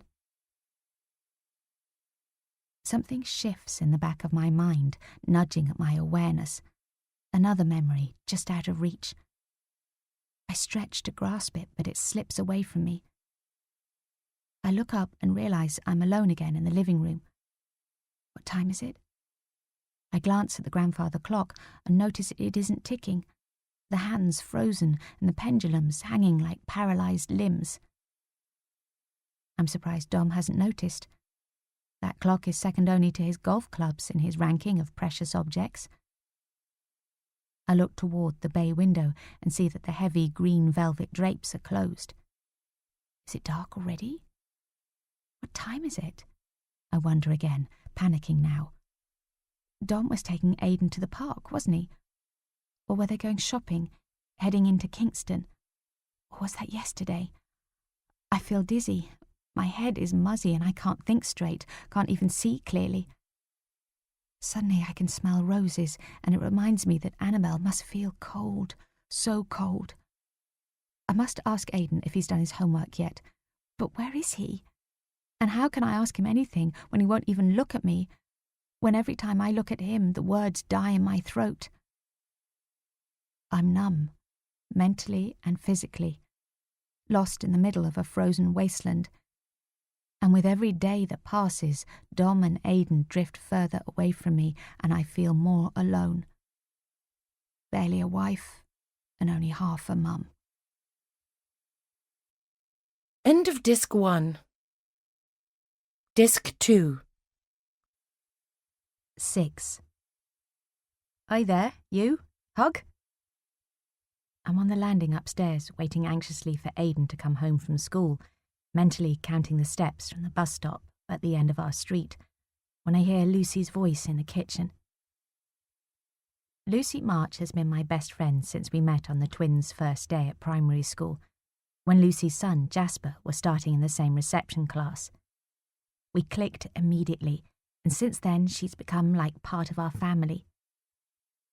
I missed seeing her at the school gates after we defected to the posh prep school, but Lucy continued to pop round whenever she could rope in an extra pair of hands to help out at Lucy's place, the organic deli she owns in Teddington. In the past, she used to let herself in through the back door and flick on the kettle before calling out to announce her arrival. Then we'd spend a happy hour or so catching up over a cuppa while the kids did their homework together. Aidan and Annabelle complaining in recent times that they had far more to do than Jasper. I shake my head to clear my hazy thoughts as I realise I can't actually remember the last time Lucy came round. Instinctively, I know she'll have been a huge support to me lately, and I feel tearful with gratitude without knowing exactly what she's done. I just can't remember any of it. But she's here now, and I feel a smile spread across my face. I make my way downstairs, only to freeze when I hear Aidan's voice in the kitchen. He must have let himself in through the back door too, I think. But how is he home so soon? Or is it later than I realised? Are these cookies for me? Thanks, I hear Aidan say. No probs, hun. I put in extra chunks of white chocolate especially for you. Wicked, they're awesome. I peep round the corner of the banister, reluctant to interrupt them. It's the most relaxed I've seen Aidan in ages. I watch as Lucy ruffles my son's hair, wishing I could trade places with her, wishing I could be more like her and bound into my own kitchen, hug Aidan and start chatting away. I've often wished I could be more like Lucy, strong, easygoing, effortlessly glamorous.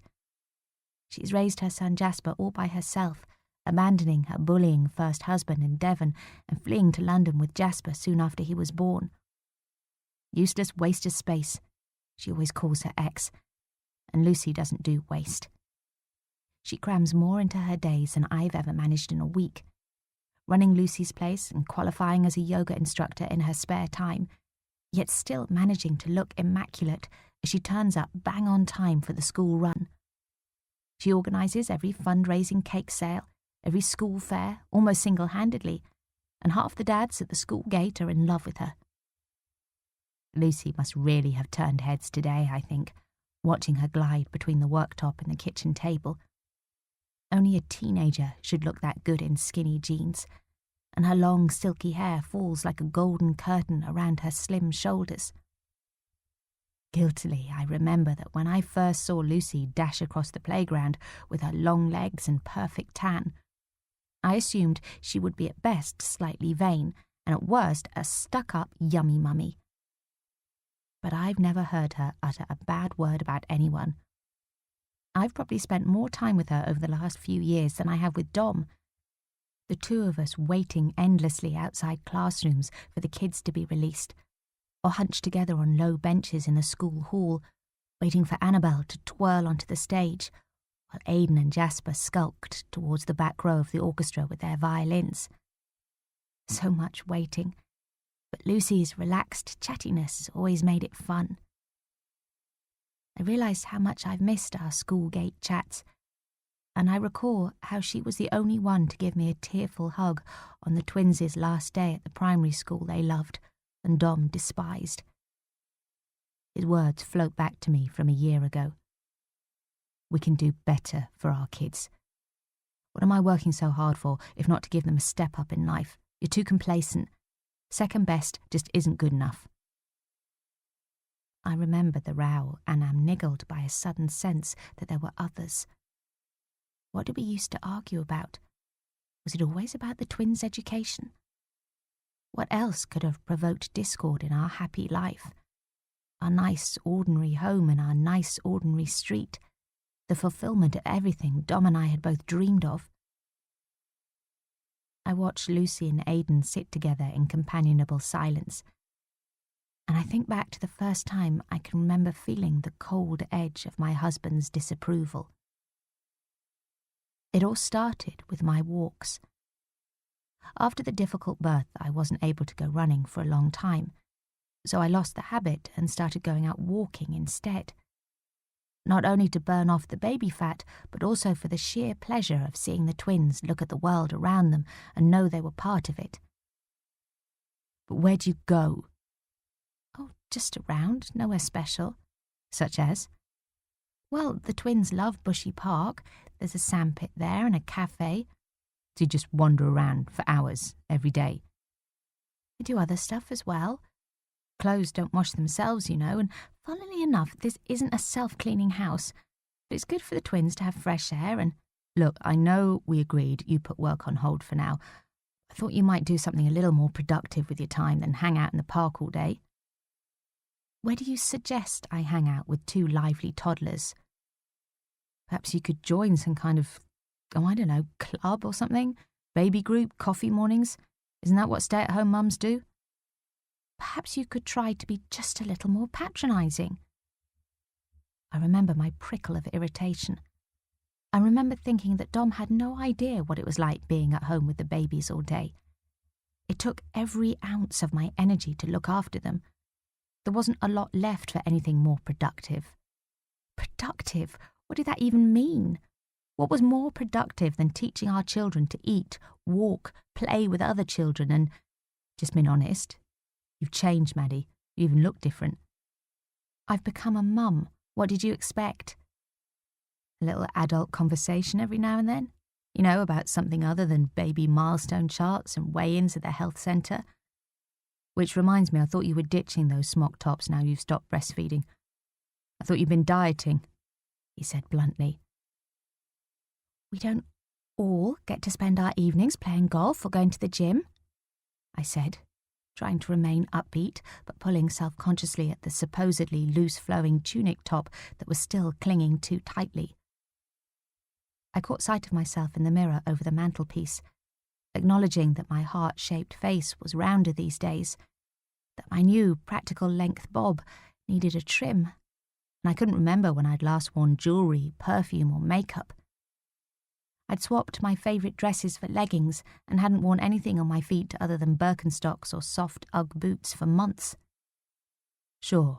Well, just so you know, I took on 2 new clients last week. Booked us a holiday in Cornwall next month to celebrate. Oh, that's wonderful, I said, giving him a quick hug, overlooking his hurtful digs to my excitement. This would be our first family holiday. Let's hope so. Found a hotel right opposite the beach. 5-star. It'll do us good to get away. Do you good to get back out into the world a bit. I put Dom's cutting remarks down to worry about me being lonely, but I was far from it. Somehow I seemed to have lost touch with my old uni friends since getting married. Gabrielle had come over for our wedding, but she'd returned to Paris immediately afterwards, becoming immersed in her career as a translator. And Dom always raised an objection to anyone else I suggested inviting round. I got the feeling he wanted us to mix with different people now. I teased him about wanting to reinvent himself, but I was so busy adjusting to being a mum that I didn't argue too strenuously. The twins were my focus, and teaching them to be part of the world around them made me happier than I'd ever been. Sky, tree, flower, dog? Yes, woof woof, I remember saying, laughing, as Annabelle sat up in the double buggy on one of our walks and did her best puppy imitation. She was always a little performer, right from her very first word lisped into the cool evening air as I wheeled the twins out for a last stroll. Star! Yes, darling, it's a star, just like you. I laughed again as she waved her hand, stretching her tiny fingers in imitation of a twinkling star. I laughed a lot in those early days. Life was perfect, and then suddenly it wasn't. After Dom's comments, I hesitated to mention to him that I was beginning to struggle. I called the health visitor, thinking she'd brush it off as a bout of delayed baby blues and tell me not to worry. Instead, she said that my increasingly frequent hallucinations of bad things happening were undiagnosed symptoms of postnatal depression, that the nightmarish visions of death and disaster that began to grip me every time I took the twins out were just nature's way of helping me to rehearse what might go wrong, to prepare for potential dangers around me. A bus driver that might plough into the buggy, not seeing us crossing the road. A passing stranger who might steal the twins if I turned my head for just a split second. All I knew was that every time I looked at my children, I started to feel terror instead of love. For a time, the outside world became a place to be feared. I remember that dark place. I feel like I've gone back there now. Baby steps. That's what the health visitor taught me. You're very young. You got married in a whirlwind. It all happened so fast. Give yourself time. Just walk to the end of the road, to the post box at the end of the street. Then tomorrow, go a little further. Maybe visit a friend for a coffee, buy a newspaper and sit in the park. Let the twins enjoy the sunshine. Obediently, I complied, without telling Dom. Or was it that he didn't ask? He was so busy preparing endless business plans for expanding his consultancy and stalking round the house when he got a phone call saying his latest client pitch hadn't been successful. He was preoccupied dealing with his problems, and I just dealt with mine. I didn't want to see that look of disappointment on his face again, the one that said, I married a strong, happy woman, and now you've turned into a frumpy, frightened mess. Then, one day, weeks later, I wasn't frightened anymore. The worst thing imaginable had happened on that first family holiday in Cornwall. Annabelle and Aidan, fascinated by their first experience of the sea, toddled away from our picnic blanket and within seconds fell face down in the waves rippling onto the shoreline. The twins were only small, but they were fast. I saw them jump up. I reached out, too late to grab them. I couldn't prevent their excited headlong charge into the foamy white froth that beckoned irresistibly. My frantically grasping hands weren't quick enough to stop their tiny bodies being swallowed by the cold water that tossed them around and filled their lungs, turning their skin a mottled blue in seconds. Dom had barely put his mobile phone down for the entire week, but for the first time in days I was glad of it, because the ambulance arrived within minutes of us scooping up the twins and working desperately to massage life back into them. They had almost drowned, but they'd survived. I'd survived. I'd stared tragedy in the face and defeated it. My hallucinations stopped overnight. It was as if, having been a whisker away from real-life tragedy, my fears evaporated. Having survived my worst nightmare, I'd banished it. I pulled myself together, enrolled the twins in swimming lessons, and vowed I'd never let them go beyond my reach again. And with each swimming trophy they won, each increasingly confident step they took, I relaxed and trusted that lightning wouldn't strike twice. But falling face down in the sea is one thing. A masked killer shooting my 10-year-old daughter is a lightning strike, thunderbolts and earthquake all rolled into one. Nothing can make that go away. Somehow I have to live with it. Dom and Aidan have to live with it. And they need me. They need me. The reminder pricks my conscience. I must try harder. Yes, I really should try to leave the house. Do the school run once in a while. Walk in the park. Maybe that would help. The park, the twins always loved it. Sitting on the swings, flying down the slide. For a moment I feel stronger, almost up for the challenge. And then I look at Aidan's slight body and shadowed eyes as he sits silently next to Lucy, building his Lego model at the kitchen table. And I feel fear crushing me once more. I don't want to go out, and I don't want anyone to come in. I don't want visitors, not even Lucy. I just want my children back, the one who stared into my eyes as she died, and the one who lived but refuses to look into my eyes ever again. 7. I'm not sure how many minutes pass as I remain in my hiding place on the stairs, listening to Lucy chat about Jasper joining Annabelle's drama club and the school disco in a few weeks' time. I watch as Aidan, tongue poking out of his mouth in concentration, wiggles some kind of bright red detonator device onto the base of his astonishingly elaborate construction. I have no idea where he gets his dexterity from. Technology and gadgets are beyond me, even plain old Meccano. Christmas mornings have always seen a queue behind Dom's armchair, waiting for his help to insert batteries, decipher instructions and, please enter your password to add a new device to the network. At least that's how Christmases used to be. Aidan looks up and I feel a surge of pride in my son, banishing the thought that Christmas will never be the same again. He's such a clever boy. Annabelle always came top in every test, but Aidan has the deft fingers and logical mind of an engineer. He'll reinvent the world one day, Dom loved to say. Yes, and Annabelle will mess it all up and paint it a different colour, I'd always reply. My ears prick up as I hear Lucy say how unhappy Jasper was on the first day back at school, starting yet another new term without the twins. And I wonder what other parents are saying about me. I'm sure most of them thought it was my decision to send the twins private. I saw the hastily averted glances at the school gate. No doubt they thought I was being a snob. I would have felt disloyal saying that changing schools had all been Dom's idea, just as I'd felt awkward about explaining that shyness, not snobbery, kept me from joining in their cake sales and coffee mornings. Lucy sailed through that world. I was happier in my own little bubble. Aidan and I have always had our shyness in common. Annabelle had my laugh, my blue eyes, my snub nose and pointy chin.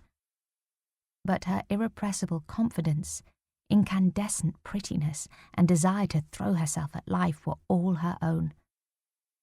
I remember how Aidan and I both watched in awestruck admiration as Annabelle would swing across the playground through a chorus line of eager high fives. She was Daddy's princess and Mummy's angel, and she never doubted for a second that her princess status at home was viable currency in the outside world. Did I envy her? I'm gripped by a sudden dreadful thought. Does that explain my choice? That I was secretly jealous of my daughter? Annabel was so confident of her place in life. She never waited to be invited. She simply joined in, took over, with Aidan in tow. She was always picked first for teams, but she would never leave her brother behind, except for that one time. How bitterly ironic that being unchosen saved Aidan's life in the end. Perhaps that's how other parents are judging me, as a heartless, jealous mum. I wonder if Lucy finds the playground an awkward place now. Guilt by association. Tragedy might be contagious. Don't speak to any friend of that woman in case a killer comes knocking on your door too. She handed her daughter over without a second thought. What kind of mother does that? They'll be whispering about me in corners, but they couldn't possibly judge me more harshly than I do myself. Lucy hates any kind of clique or bitchiness, though, and I reassure myself that she'll either zone out the gossip or gently chide the scandalmongers so charmingly that they won't be offended by her disapproval. She never gets mad. She always looks on the bright side of life, and her positivity is one of the things I love about her. She's sunshine on a cloudy day. That yellow blouse is dazzling, Luce, like a bowl full of sunshine. The coincidence of the compliment jolts me, and my heart starts hammering as, for a second, I don't recognise the voice, having assumed Dom wouldn't be back from work for ages yet. He rents an office in Teddington, just round the corner from Lucy's deli, and although it's mainly for admin, as he spends most of his time either out meeting prospective clients or working in-house with teams already under contract, it dawns on me that he's been spending more and more time at the office lately. I peep round the corner to watch as he cups Lucy's face with his big hands, planting a kiss on each of her smooth cheeks. Good job you got the shades on then. I can hear the smile in Lucy's voice as she stands on tiptoe to receive his greeting. She's taller than I am, but Dom still towers over her. Why are you wearing Ray-Bans inside, incidentally, just out of interest? She's always teased Dom for his fashion obsession, and he always takes it in good part. I smile at the familiar repartee. 'Cause they make me look cool, what else? He says, not embarrassed in the slightest at sounding vain. He swipes one of her home-baked cookies out of Aidan's hand. These are amazing. Thanks. She checks her watch. Which reminds me, I've got a delivery from the wholesaler coming, and I've still got to pick up Jasp from the drama club. Will you be around later? Should be, why? He takes off his sunglasses and stares intently at her. I just wanted to pick your brains about something. I've been toying with diversifying the deli. Thought you might have some bright ideas to help me out. Always happy to help a good friend, you know that. He smiles at her, and she smiles back. It's been a crappy year, to be honest. Interest rates, losing a couple of my best suppliers. The bank was all over me when I first set up. Not quite so helpful now. I know what you mean. I lost one of my biggest clients last week, poached by a consultancy just down the road, would you believe? Sadly, I would. They're in full flow now. A new cafe opened up 3 doors down from me, and they've already poached my Saturday girl. She only started 2 weeks ago, the cheek of it. And my skinflint landlord has just put up the rent on my flat. I need to find a bigger place anyway, but it looks like Jasper and I will be out in our ears if we don't get a move on. Sorry, I don't mean to cry on your shoulder. You have far bigger things to worry about. Don't be daft. You're welcome to cry on my shoulder any time. Slowly, I poke my head around the banister again and see Aidan with his head bowed, eyes fixed on his Lego model, nimble fingers twiddling bricks. Dom and Lucy stand either side of him, and I watch as Lucy scoops the last cookie out of her tin and pops it onto the plate. She brushes crumbs from her hands and licks honey from the tip of her left thumb. Dom watches her.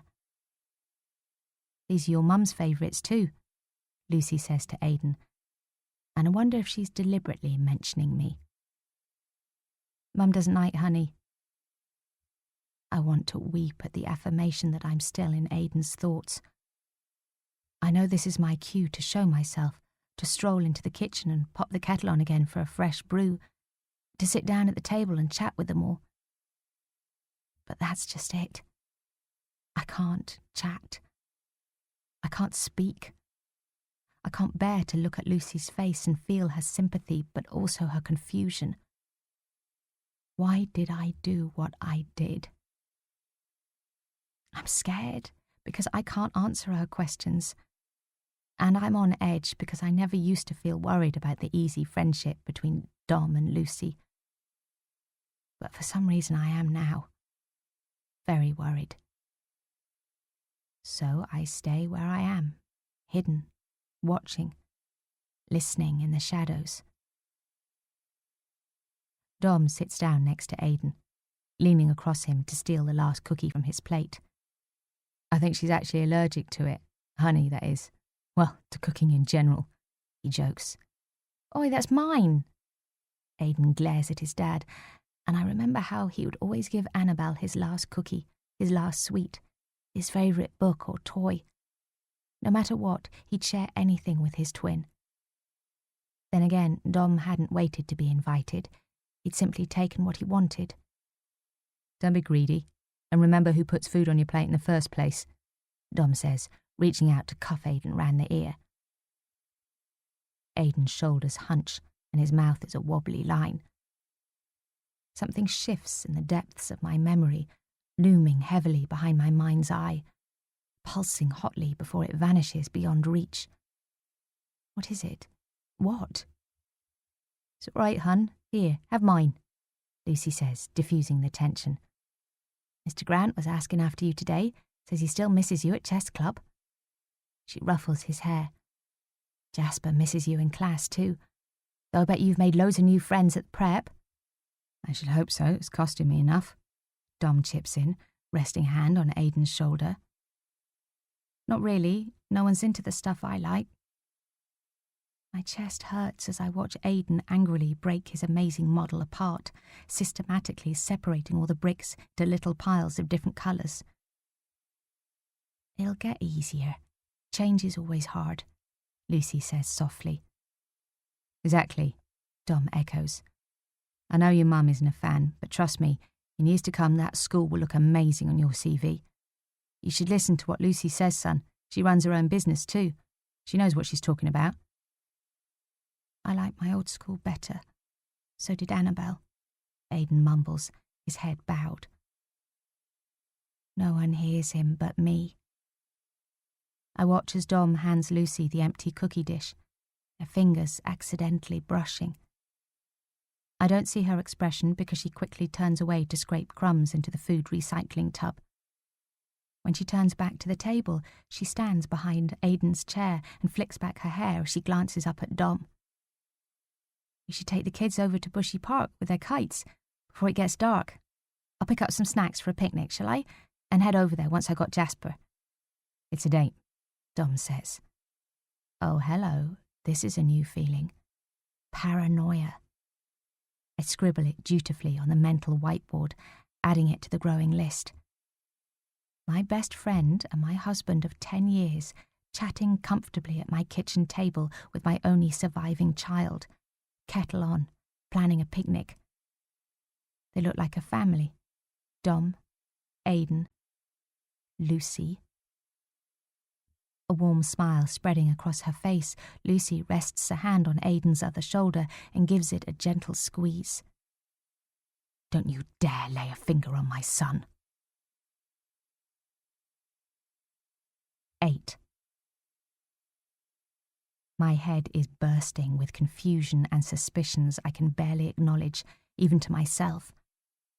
I need to see Lucy. I have to try to talk to her and feel that everything is all right between us.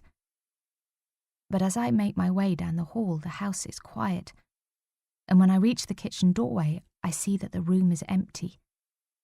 The table has been cleared, the dishes washed up and put away. There's no trace left of Dom, Lucy and Aidan having ever been here. They must have gone out, through the back door. Perhaps they decided to leave straight away. Perhaps Dom offered to take them to the twins' favourite cafe on Hampton High Street instead of having a picnic. He seems to do that more often lately. It's kind of him, I suppose, to spare me the trouble of cooking. He knows I don't enjoy it. and to give me some time alone. He's allowing me to bypass the questions and small talk from the local shopkeepers and to avoid the strained sympathy of neighbours or other parents from school that we might bump into. Maybe today I could have gone with them, though, I think with mounting frustration. I wanted Aidan to tell me about his day at school. I wanted to hear news of old friends from Lucy. Only they're gone. I've missed them. And I miss them. I may not take part in their conversations, but their voices comfort me. Without them, the silence expands into an endless vacuum. And even as I tell myself to stop being so silly, the coil of suspicion tightens into a solid lump of fear. Lucy is replacing me, and it's my fault for letting her, for allowing grief to weave its web of sadness ever tighter around me until I feel paralysed by it. Or had Lucy already been inching her way into my shoes, and I just never noticed?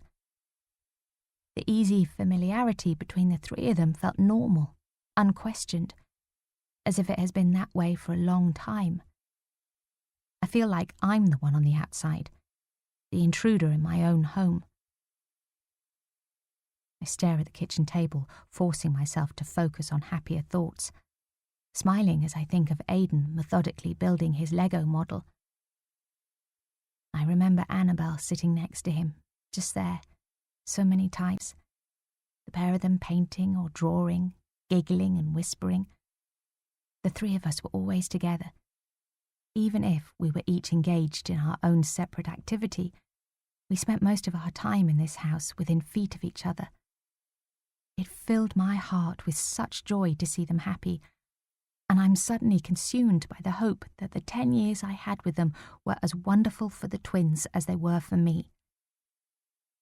The ache of longing intensifies into a deep pain inside me.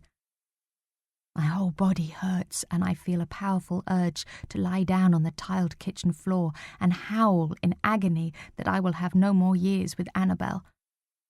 I want to beat the walls in angry protest that Aidan won't either. It was so easy being with my children. It's so impossibly hard being apart from them. Being apart from Annabelle. Aidan is still here, I remind myself. I must find my way back to him.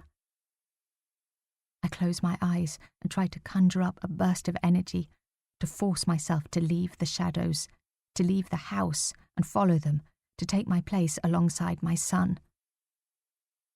Dizzily, I make myself keep moving, trailing round the kitchen, examining every corner as if the three of them might suddenly jump out and surprise me. I notice that my favourite wedding photo is on the kitchen windowsill, rather than in its usual place in the living room. I try not to torment myself that I will never see Annabelle as a bride. I will never get to watch her try on wedding dresses or chat about where to go on honeymoon. She will never introduce me to the love of her life. She will never cry on my shoulder over the boys she's loved and lost. I try to make myself smile as I imagine what kind of crazy boys she would have brought home as a teenager. I can't manage it. The thought bites so painfully. I glance one last time at our wedding photo, deciding to leave it where it is. I wonder if Aidan moved it. Maybe he's worried about Lucy's presence too, and wanted to drop a subtle hint.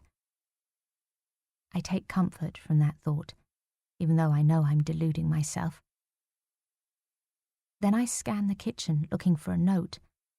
It occurs to me that I have no idea when Dom and Aidan will return, and I feel a moment's panic before remembering that they won't be late.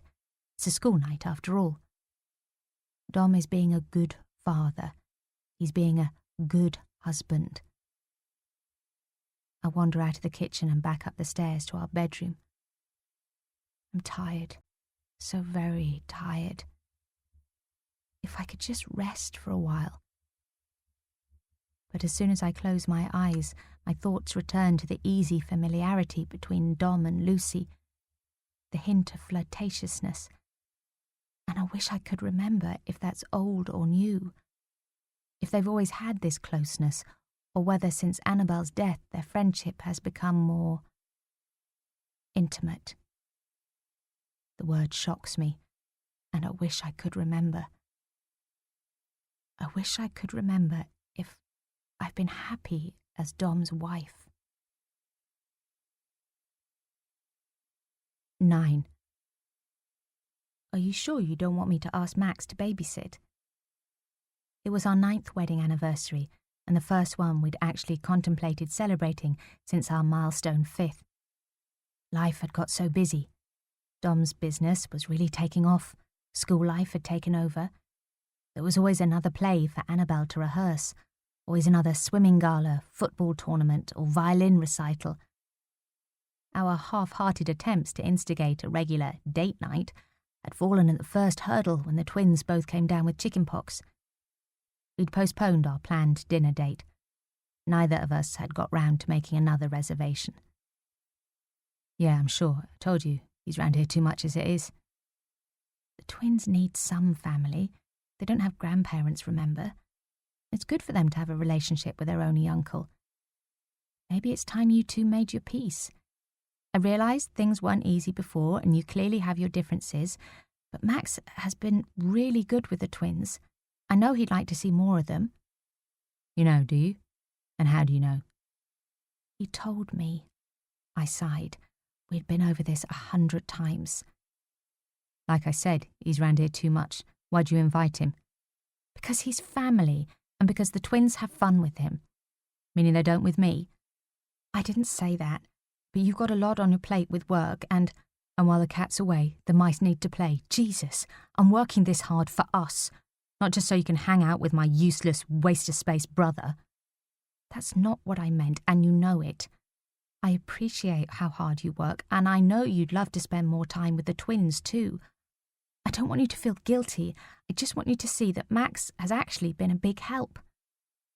After-school clubs clash. Sometimes I can't be in 2 places at once.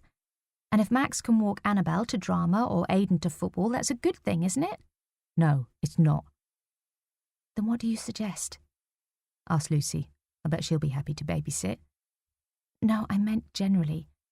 Are you saying you don't want your brother around here at all? Why? Because I don't like him very much. Still, after all this time? It's just so sad. I'd always known Dom resented his older brother, and I could see that Max was a strong personality. He talked 19 to the dozen and told those long, rambling jokes that never had any punchline. But he'd shown only kindness to me and the twins. Nothing was ever too much trouble. It wasn't that I actually asked him for help, he just seemed to know. The faulty lawnmower was suddenly fixed. The broken bathroom latch was mended. And he was as happy hanging out playing board games with the twins in our living room as he was flying kites with them in the park. I could see he had a particular soft spot for Annabel. Perhaps Dom was jealous of that. His princess enjoying the attention of someone who wasn't Daddy. He needn't have worried. Lately Annabel had started saying she would rather hang out with her friends than her crackpot uncle. She started arranging her own lifts back from drama club with friends' mums. It's a fact of life, that's all. I've helped him as much as I can. I got him started as a personal trainer, sorted him out with that job at the gym. I've done my best to get along with him when he's round here. I realise the kids like him, and I know he dotes on them. He's always very generous to them, but he had all the attention from your mum and dad, and now it feels like he's getting it from your kids, getting the cuddles they should be giving you. The penny suddenly dropped. It wasn't about Annabel, not specifically. It was about Max always hogging the attention of anyone Dom loved. Don't psychoanalyse me, he bit out. I just don't want him muscling in on my family, that's all. Muscling in, or being part of it?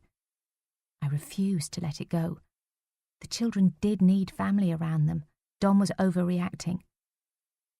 I didn't invite him. You did. Come for Sunday lunch, Max. Come over and have a coffee while Dom works his fingers to the bone. The finger jabbing in my face underlined his accusation. The kids love seeing him, but they adore you, Dom. You're Aiden's hero, you know that. And Annabelle's always been a daddy's girl. You have no reason at all to be jealous. It was a bad choice of word, and if I'd known the reaction it would provoke, I would have kept my mouth shut. The slap to my left cheekbone sent my body tumbling to the living room floor and my whole world crashing around me. Don't you ever say that to me again, Dom said through gritted teeth, looming over me. I'm not the jealous one here. What on earth do you mean? My voice was hoarse with shock. I could hear it echoing in my ears. I reached for the coffee table, shakily pulling myself upright. Gingerly, I pressed my throbbing cheek with trembling fingers. I wanted to stand up, but Dom was blocking my way, leaning over me to continue the tirade I'd unknowingly unleashed. You're always tougher on Annabelle than you are on Aiden, always picking little faults, letting him off lightly but coming down hard on her. You're soft on that boy, and you're jealous of Annabelle, her spark, her exuberance. She's the angel on top of the Christmas tree, and she outshines you every single day of her life, and you can't bear it.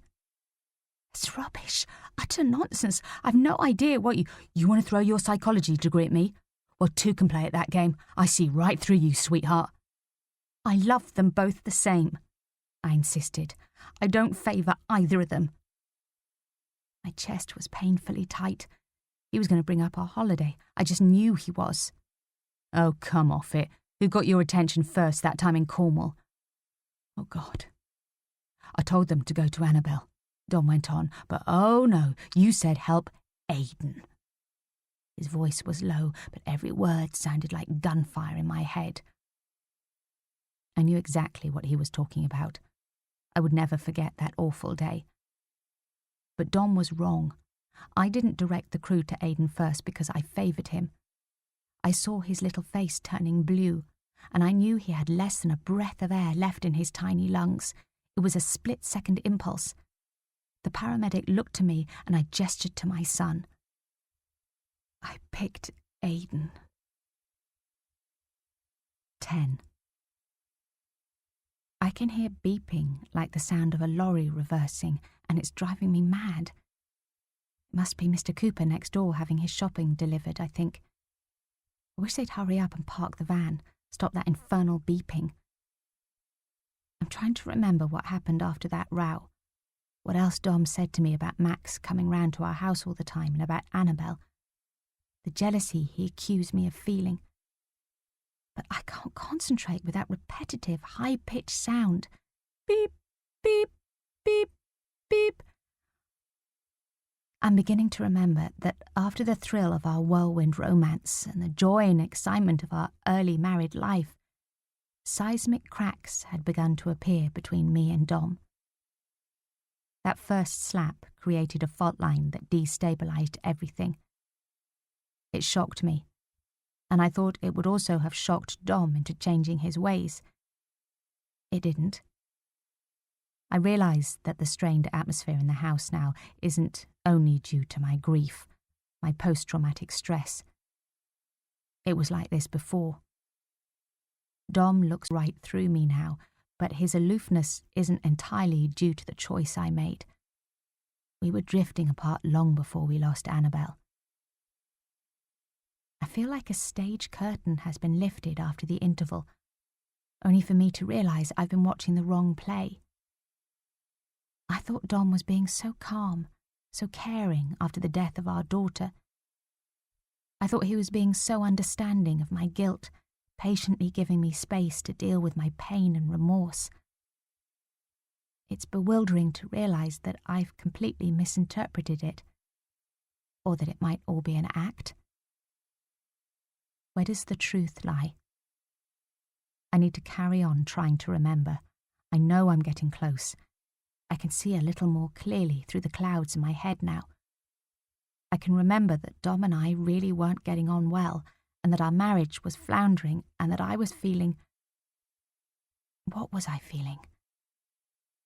I tried to pin down my emotions, but there it is again, that beeping sound.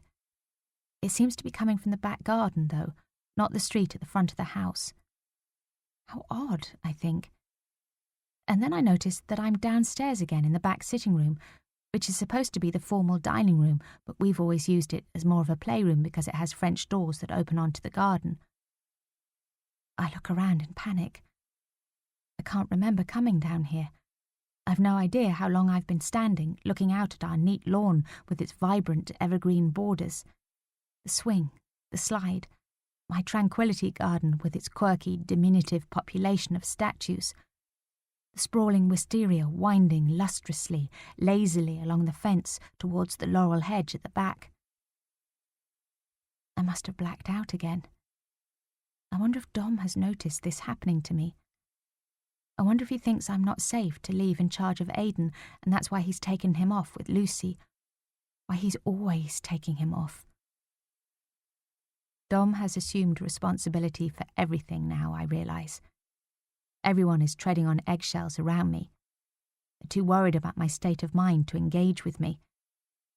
Perhaps the pressure would be too much, they think. Perhaps I will fall apart if they expect me to take up my usual duties, housework, shopping and cooking, making Aidan's packed lunches, washing his uniform, listening to his moans about the volume of homework. Or perhaps it's just that they simply can't bear to talk to me. Unneeded. They're coping perfectly well without me. Dom, Aidan, Lucy, Jasper. I've become irrelevant, sidelined. Maybe this is how it always was, and I just needed to believe I was important. Because if I wasn't the centre of my family's world, what was I? I remember longing for the twins to say my name for the first time. Mummy? Mummy? I would say it over and over, trying to coach them into giving me the ultimate affirmation, the recognition of my importance in their lives. Lucy laughed when I confessed my frustration that Dada popped out months before Mum. Seriously, it's got nothing to do with who they love best. It's all about speech development, which sounds the easiest for their little mouths to make first. I know that now. At the time, though, well, besides, you don't need them to say your name to know they love you, she said. Jasper barely calls me Mum even now. He doesn't need to, though, does he? I'm always right there. It's a continuing conversation. Who else would he be talking to? We're part of each other, as you are with the twins. Part of each other, yes. The twins do just seem to feel what the other's thinking. I guess it's the same with me. I hope so. They certainly take it for granted that I'm always here, always listening. Is that a good thing, though? Good thing or not, we're part of the furniture, hun, you and me. Aidan and Annabelle will only really notice you when you're not there. Take my word for it. They'll only notice me when I'm not here. Well, I'm still here, but I might as well not be, I think. I'm not the mum I used to be. And it doesn't seem to bother Aidan in the slightest. Dad? Dad? Can you come and practice keepy-uppies with me? As if thinking about him has conjured him up, I hear Aidan calling out to Dom in the garden. They're back from the cafe then, I think, puzzled, until I notice that the light is fading and the hazy summer evening swathes the garden in an orange and gold sunset. I must have slept the afternoon away, locked in my dreams, my stuck memories. I hear the wind chimes clang eerily, and I feel unsteady and displaced, like I'm trying to walk across the deck of a ship that's pitching and rolling on ocean waves, even though my feet feel rooted to the spot. I'm really losing it. I think desperately. Don't go near the roses. My heart beats faster as I suddenly worry they will kick the ball into the rose bushes and disturb Annabelle. Please, be careful. Please let her rest in peace. Mummy? I freeze. Mummy, where are you? I glance frantically out at the garden, but Dom and Aidan have disappeared. It isn't my son calling to me. Annabel! Annabel! And then I'm running, blood pounding in my ears, chasing a glimpse of a white shirt and a grey school skirt. And suddenly I'm in my daughter's bedroom, eyes darting around the messy room. I've left everything exactly as it was. Not a dress has been hung up or a book put away. Wide eyes staring back at me from pop star posters on the walls. A sharp pain in my heart, and my breath choking in my throat as I see that her duvet is still half off her bed, where she always kicks it to the floor during the night. Her bed is empty, unslept in. I sink down onto the edge of the mattress and then swing my legs up, lying down, head resting on Annabel's rose-printed pillow, the scent of her shampoo teasing me, making me believe she could be right here, lying next to me along with her panda bear, his huge glassy eyes staring knowingly at me. You poor deluded soul. She's not here. She's never going to be here again. I feel my throat closing up, and I cough suddenly, air shooting up into my nose and mouth. My body feels heavy and lethargic as adrenaline surges through and then ebbs out of my bloodstream. Annabel, Angel, where are you? I know I haven't conjured up her ghost. I don't believe in spirits wandering the earth. I know my daughter isn't going to twirl into the room, kick off her slippers and snuggle up next to me on the bed and rest her head on my shoulder, as she's done thousands of times before. I know that no matter what I promise the universe, there is no deal to be struck. She won't ever come back, but she will always be here, in this room, her private sanctuary, the theatre of her secret dreams that played out as she lay in bed each night, staring at the ceiling. I feel my daughter inside me always, but I see her here, in this tiny bedroom with its view over the back garden, preening in front of the mirror, making up funny little plays with the china animals she loved but pretended she'd outgrown, practicing her latest dance by hooking up her dressing gown on the wardrobe door and holding on to its outstretched arms. In this gold and cream bedroom, Annabel slept as a baby, played as a toddler, and threw tantrums as a pre-teen.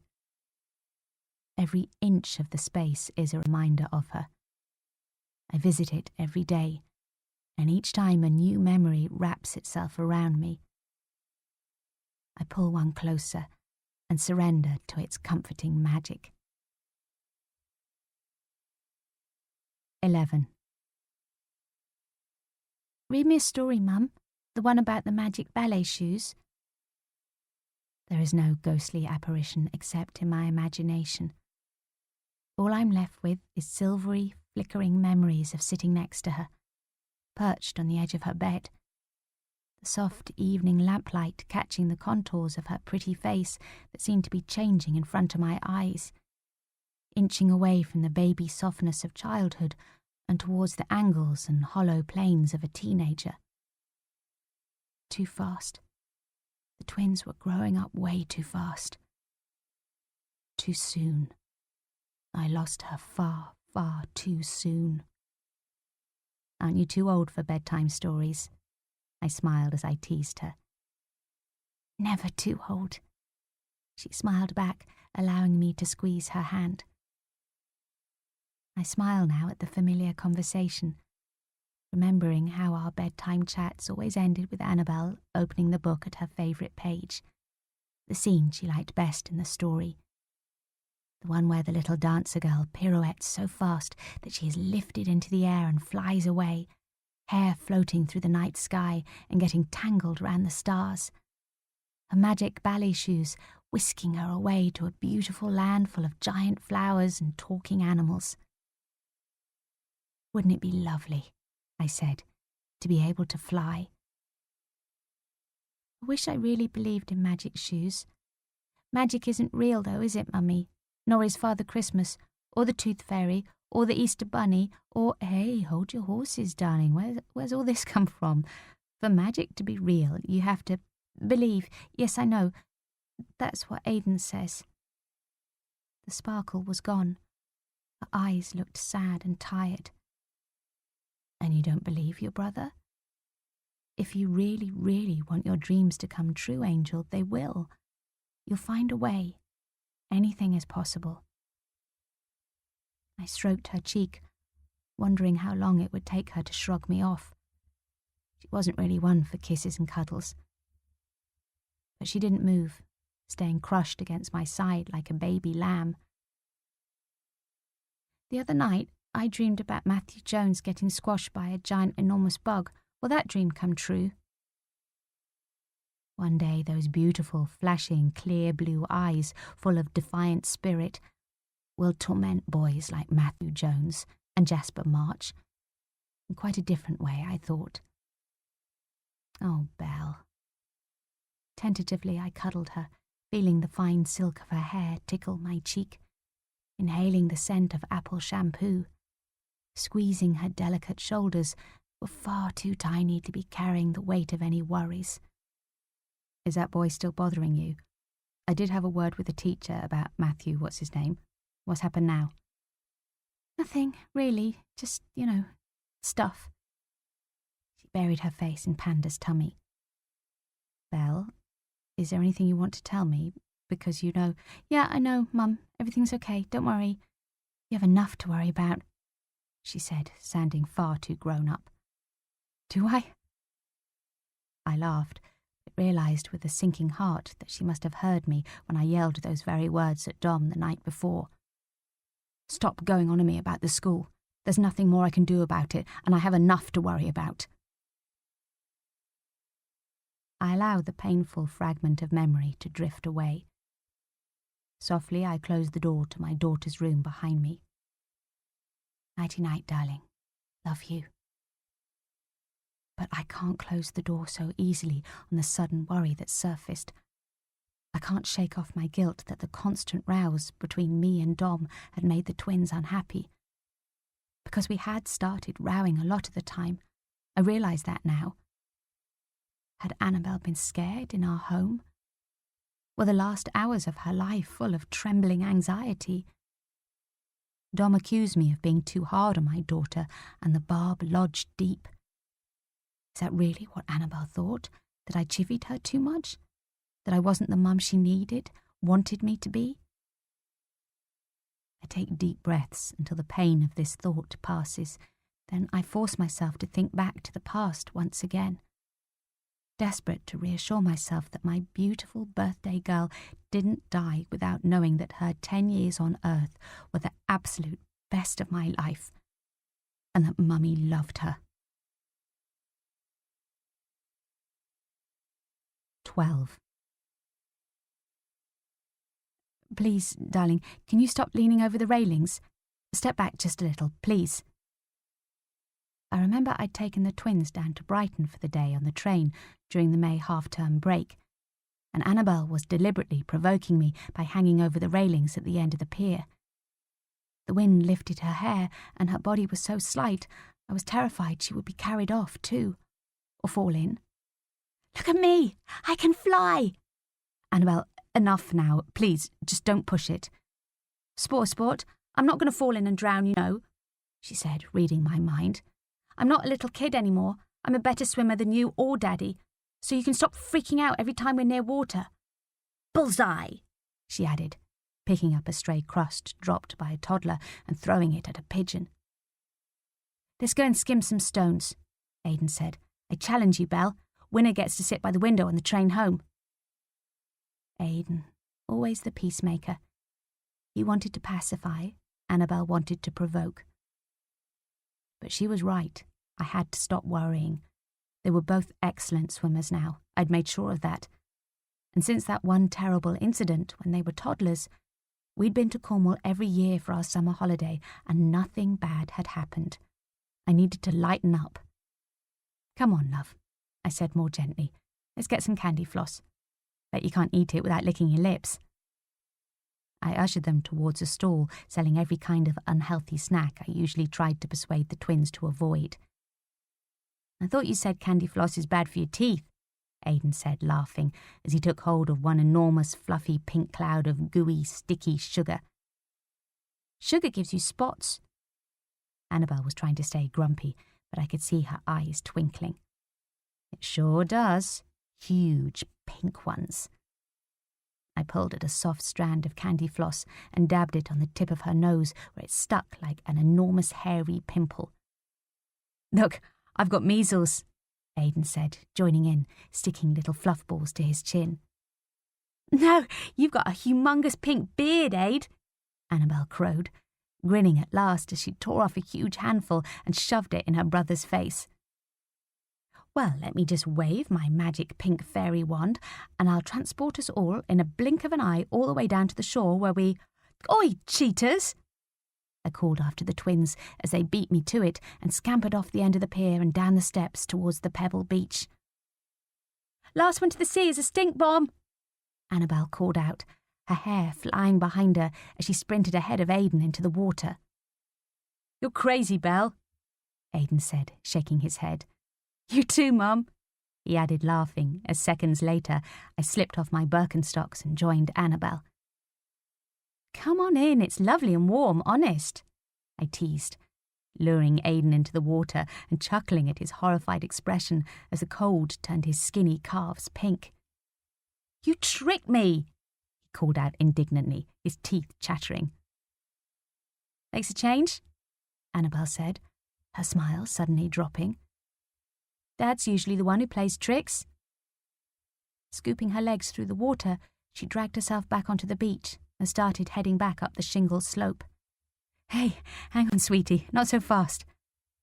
I hurried after her, grabbing my things and trying to ignore the sharp stones cutting into the soles of my feet. What's that about? Have I done something to upset you, or has Daddy? I don't want to talk about it, she said, pushing only to shove her feet back into her trainers, not bothering with her socks. Talk about what, darling? Do you know what this is about, Aidan? I asked him as he appeared, panting at my side. Is it because Dad didn't come to watch your show when he said he would? Aidan slipped an arm through Annabel's and matched her stride for stride as they set off in their own three-legged race back to the promenade. Yeah, that's it, Annabel said. Can we go shopping now, Mum? Well, if you're sure, love, I said, not completely convinced. You know Uncle Max loves coming to watch you in all your plays. I bet he asked if he could go instead of Daddy. I expect it was supposed to be a surprise, not a trick. I hooked an arm round her shoulder and pulled her against me. It's fine. Shopping? She reminded me after a few moments, pulling away and rolling her eyes. Sure, shopping. You can each choose a new outfit. Then I just have one more stop to make, a quick appointment, before we get the train home. I frowned and checked my watch before pressing the button at the pedestrian crossing. Cool, Aidan said, linking arms with his sister again. She never pulled away from Aidan, ever since they were little. I'd often looked at them and found it hard to distinguish which skinny arm belonged to which tiny body. They were entirely comfortable being entwined. I wondered if that would change as they grew up. My stomach clenched at the thought of them turning into teenagers, then adults. My babies. They'd always be my babies. And as we ambled through the sunny streets of Brighton, I hoped we'd always be this close. How about this? I asked, holding up a gorgeous blue velvet mini-dress that I was sure Annabel would love. She adored anything dramatic and sophisticated. The navy really brings out the colour of your eyes, love. It's too short, Mum, and the neck's really low. It'll show everything. No, I don't like it. She pushed it away and strode off to the next section. Oh, are you sure? I held on to it, surprised that she'd rejected the dress. You could wear your black leggings underneath and— No, I said. I just want a new hoodie. She stalked off towards a rack of black sweatshirts, back ramrod straight. Not like you to be self-conscious, darling, I said softly, shoving the dress back and helping her flip through the jersey tops, raising my eyebrows as she picked out a sweatshirt at least 3 sizes too big for her. It would hang down around her knees.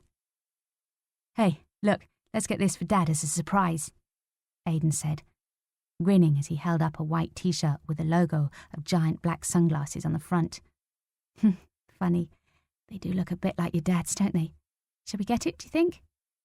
"Yeah, Dad loves surprises," Annabel muttered as I juggled debit cards and finally handed over the one for my small savings account. We only had one credit card and Dom kept hold of that.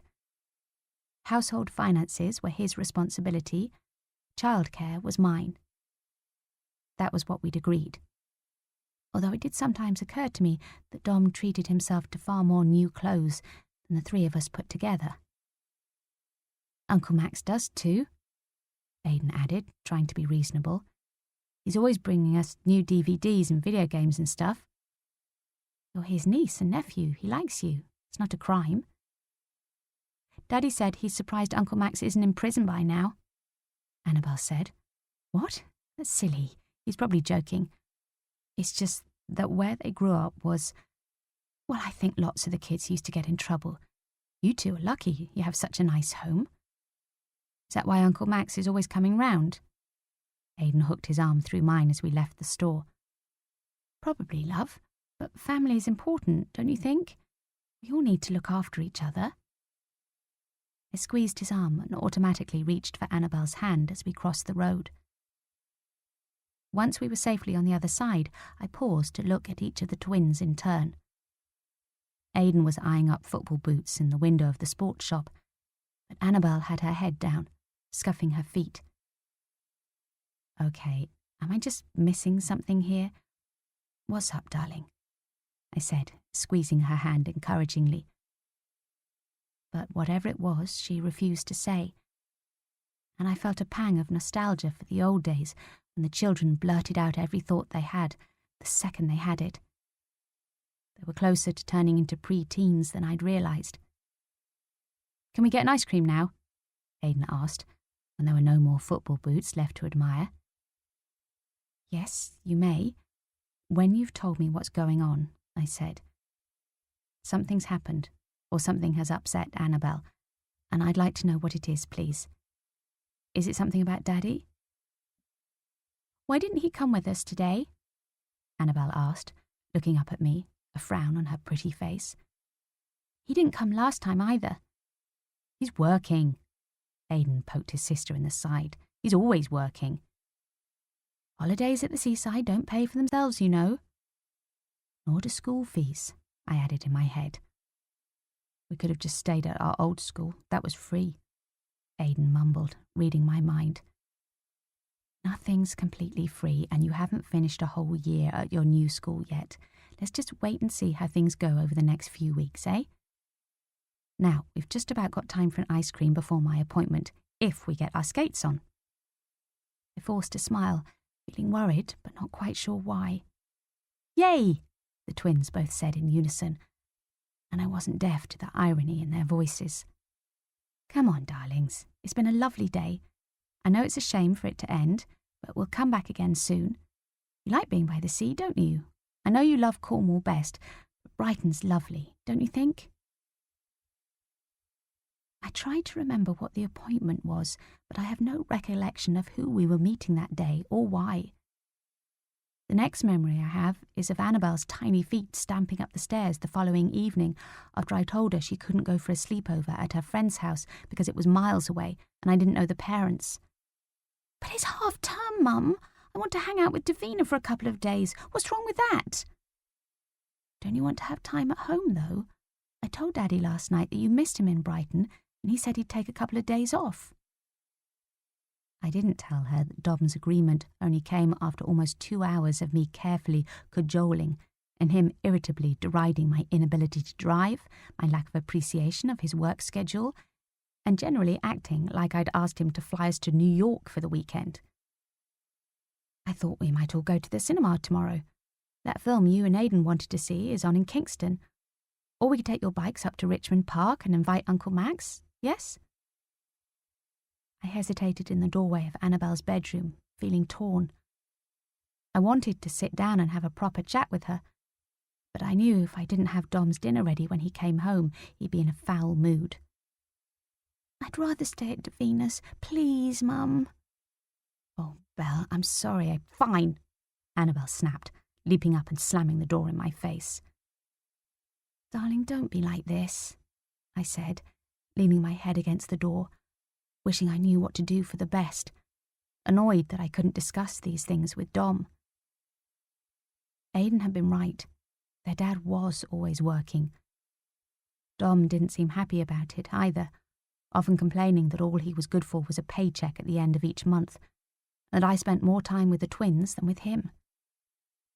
We seemed to bicker about it constantly, and I knew I was guilty of finding excuses to avoid going out alone with him. After dashing between school runs, after-school clubs, the supermarket, cleaning the house, and keeping the garden in order, the last thing I felt like doing was dressing up and sitting in a noisy restaurant. I knew I needed to make more effort, but it didn't help that every time we went out we just ended up arguing about the kids or Dom's work. It felt like we'd started to live on different planets, and it was turning into a war of the worlds. Dom said he missed having a wife who didn't have Lego bricks in her handbag and baked beans on her shirt. And I couldn't remember the last time I'd felt able to talk to him about the things that worried me, about Annabel growing up and wanting more freedom, about me not feeling ready to let her go off into the big bad world. I didn't even dare to raise the issue of the school again. Dom had apologised profusely after the slap on our 9th wedding anniversary, but he'd lifted a hand to me several times since then. So far, he'd just about managed to keep his temper under control. I was forever on tenterhooks, trying not to provoke him into unleashing it. I shared some of my anxiety with Lucy, and I bottled up the rest, not wanting to admit to my friend that Dom had struck me, nor that Annabel had actually shut me out of her room. I almost felt sadder and more hurt about that than about Dom's creeping aggression. And I remember my fear at the thought of letting Annabel sleep over at someone else's house, not knowing who was tucking her in at night, giving her a last kiss and cuddle, not being able to keep her safe. A sudden thought surfaces and refuses to be ignored. Does that explain my choice? Did I want to clip Annabel's wings, keep her as a child, my baby, forever? Daddy's princess, Mummy's angel. That's what she will be forevermore now. She will never grow up. And I asked myself if, deep down, that's what I really wanted. Did I choose Annabel because death ties her to me for all of eternity? She can never become an adult and leave me now. My beautiful darling will always lie beneath the rose bushes, close to me, frozen in time. Maybe I chose my daughter because I believe that my son, gentle, home-loving Aiden, will always choose me. But one day Annabel would have chosen to leave me. All I would have left would be a room full of her swimming trophies and dance medals, her storybooks and teddy bears. She would have taken flight and perhaps never returned to the nest. Having unlocked the thought, painful as it is, I force myself to consider it. Did I punish Annabel for not needing me enough? For craving the big wide world more than the welcoming home I tried so hard and endured so much to create for my children? I can't breathe as the possibility hangs in the air. Did I push my daughter away before she could reject me? It's a thought far too painful to bear, especially because in choosing Annabel, I've lost Aiden anyway. End of Disc 2. Disc 3. 13. Aiden is dancing round the living room. His whoops of glee pull me to him like a magnet, and I drag myself away from tormenting memories to seek him out. finding him bouncing around holding some kind of shiny gold figure above his head. It's a trophy, I realise. A swimming trophy. It must be Sunday then. The swimming galas are often on Sundays. Have I lost an entire day locked inside my thoughts? Time still doesn't seem to have much meaning for me, but I cling on to this one small detail. It's the weekend. Aidan will be at home. Perhaps today I'll find my voice again, find a way of closing this awful chasm between us. He must have won a gala this morning, I think, smiling at the joy I haven't seen on his face for so long, feeling sad that I wasn't there to support him. I wish Dom had told me about it rather than leaving me to sleep. I wonder if he's deliberately keeping Aidan away from me. Maybe he wants me out of the way. Maybe he's intentionally withholding our son to protect Aidan from the distress of seeing his traumatised, confused mum, or to punish me for what I did.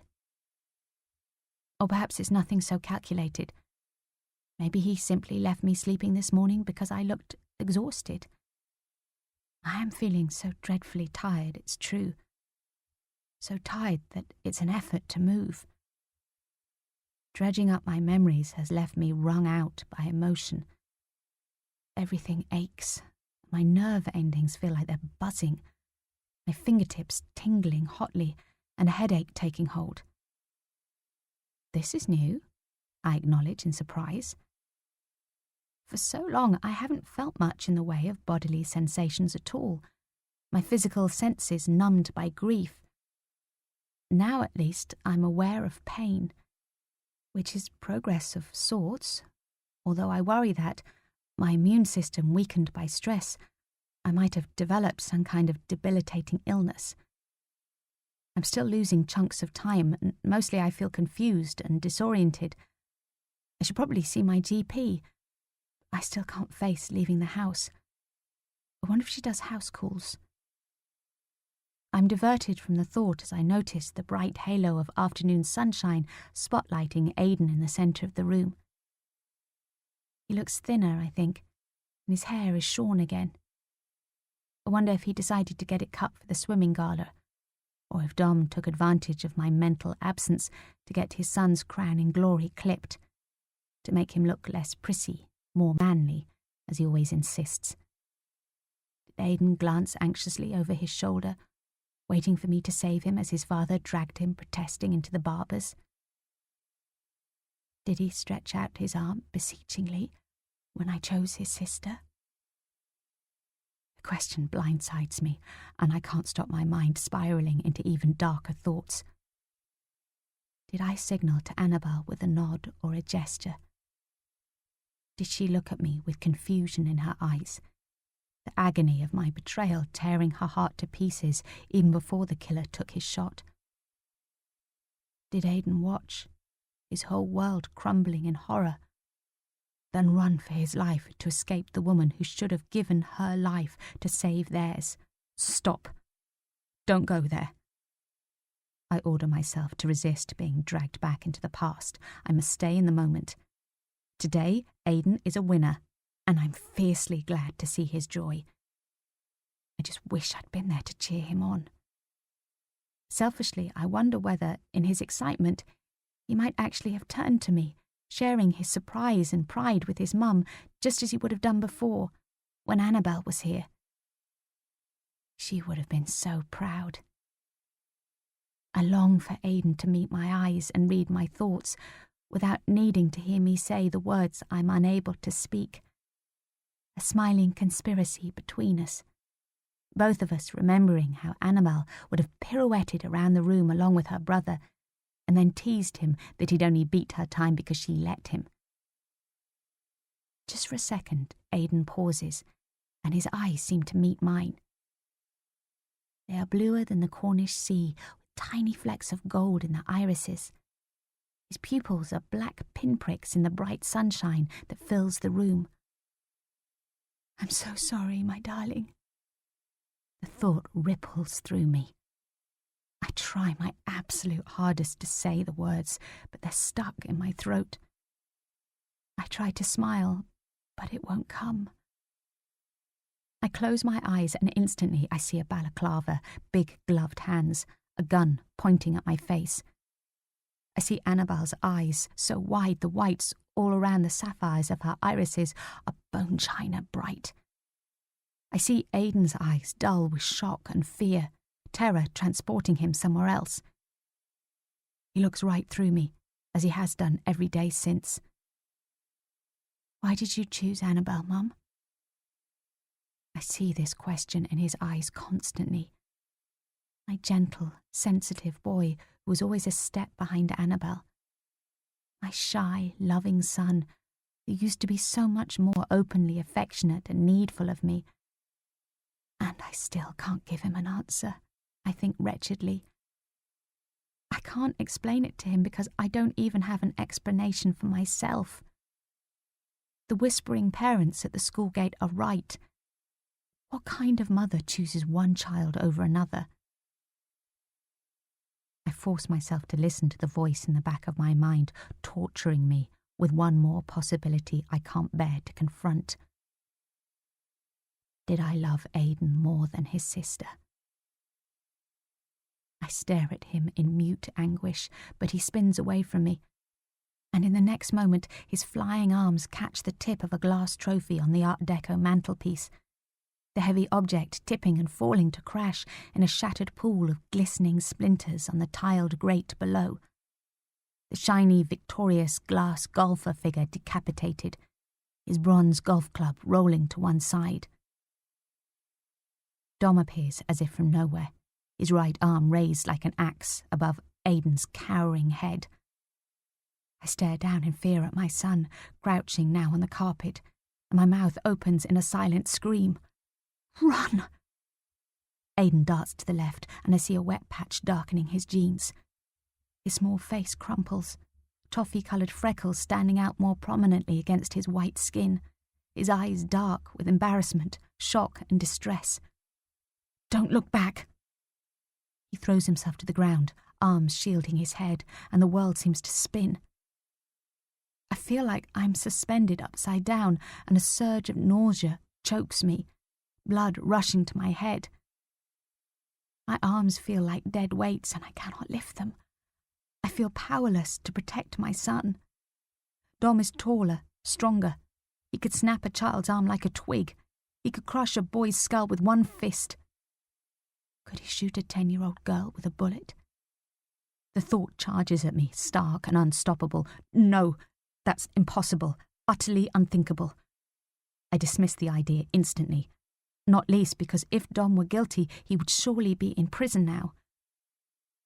But still, it feels like my bones have fossilized. I can't move, my body turning rigid as I allow my shocked mind to absorb the truth. I'm scared of my husband. This Dom I've remembered from the past feels different from the man I'm living with today. Now, for the most part, he's subdued, contained, distant, cold but not angry, aloof but not disdainful. Tragedy has changed him, as it's changed us all, I acknowledge. Only violence casts a long shadow. Rows are normal in any marriage, I know that. But fear isn't, or it shouldn't be. There's still so much I've forgotten, but this I do remember. Things weren't right between us. Dom hit me once. Did he hit me again? Did he hurt my children? I can't be sure, but I can't take the risk. I see Dom's arm drop as he turns away, his handsome face as white as his son's. His eyes are narrowed over his pinched cheeks, and his shoulders hunch as he slopes out of the room. A jagged shard of glass in one hand and a bent miniature bronze golf club in the other. Hide! Aidan drags himself towards the piano in the corner of their living room and curls up beneath it, knees pulled up to his chest. As he sobs into his folded arms, I know with a conviction I cannot place that this reprieve is only temporary. I have to pack up and go, anywhere. To Lucy's, it doesn't matter. I just need to get out of this house. and I have to take my son with me. 14. I can't find my keys or my phone. Where can they be? I've been religiously avoiding contact with the outside world and have no sense even of when I last looked at a screen. I try not to panic and make myself concentrate on practicalities first. I woke up knowing exactly what I have to do, and I waited with jittery impatience until the house was quiet, until Dom had put Aidan on the bus to school and headed off to his office. Then I set about searching, going round and round the house, repeatedly looking in the same places until I felt like I was going mad. I was desperate to get out, to escape, to run away with my son to a place where no one could hurt us ever again, a place of safety. The second Aidan comes home from school, I'll be ready. Only I can't find anything, and now I can't even remember where I've looked or how I got to be sitting on the floor of my bedroom with an open suitcase in front of me. It's the big one we take on our holidays to Cornwall, and it's full to bursting with my clothes. Leggings, tunic tops and cardigans, and the children's. Usually we manage to squeeze in Dom stuff as well, but there isn't so much as a Ralph Lauren polo shirt in sight. I root around in the corners. Nothing. The case is packed just for the three of us, which in itself is odd. Annabelle's clothes are in the suitcase as well, so I must have packed this before she died. Had I been planning a trip? Why would we have been going on holiday without Dom? Where on earth would I have been taking the children during term time? I look around the bedroom as if a clue might spring up and provide the answers. Everything looks the same as ever. The big double bed that almost fills the small bedroom, the heavy mahogany furniture pressed along each wall, the Tiffany bedside lamp that was an anniversary present from Lucy, the telephone. The red light is flashing. There's a message. Scrabbling towards it, I press play. Hi, sugar, it's me. Miss you. Can't wait to see you all soon. I'm waiting for you. Max. I recognise his quick, deep voice immediately. He sounds almost exactly the same as his younger brother, except that his speech is much faster, without the London edges smoothed off. How odd that he would call me sugar, though. And I'm sure we're not close enough for him to say he's missing me. And what does he mean he's waiting for me? What is he talking about? I'm not going anywhere. I haven't been anywhere since we buried my daughter. Was Max at the funeral? I don't remember. Come to think of it, I can't recall seeing him for weeks, months, I don't know how long. That's odd. He always used to be round here, whether I'd invited him or not, stopping by after his shift at the gym, claiming he was just passing, even though the Ivybridge estate where he lives is a good couple of miles in the opposite direction. He'd just dump his backpack, stretch out on the living room floor and start playing on the Xbox with the twins, often spending the whole evening with us. I know Dom resented it, but I've never seen any harm in his brother. Max has never married, and I know he gets lonely. He's a bit of a loner, I suppose people would say. He's good-looking but intense, which might explain why he's never had a girlfriend. His fierce intelligence goes hand in hand with a rather direct manner. As Dom once said, his brother lacks self-awareness.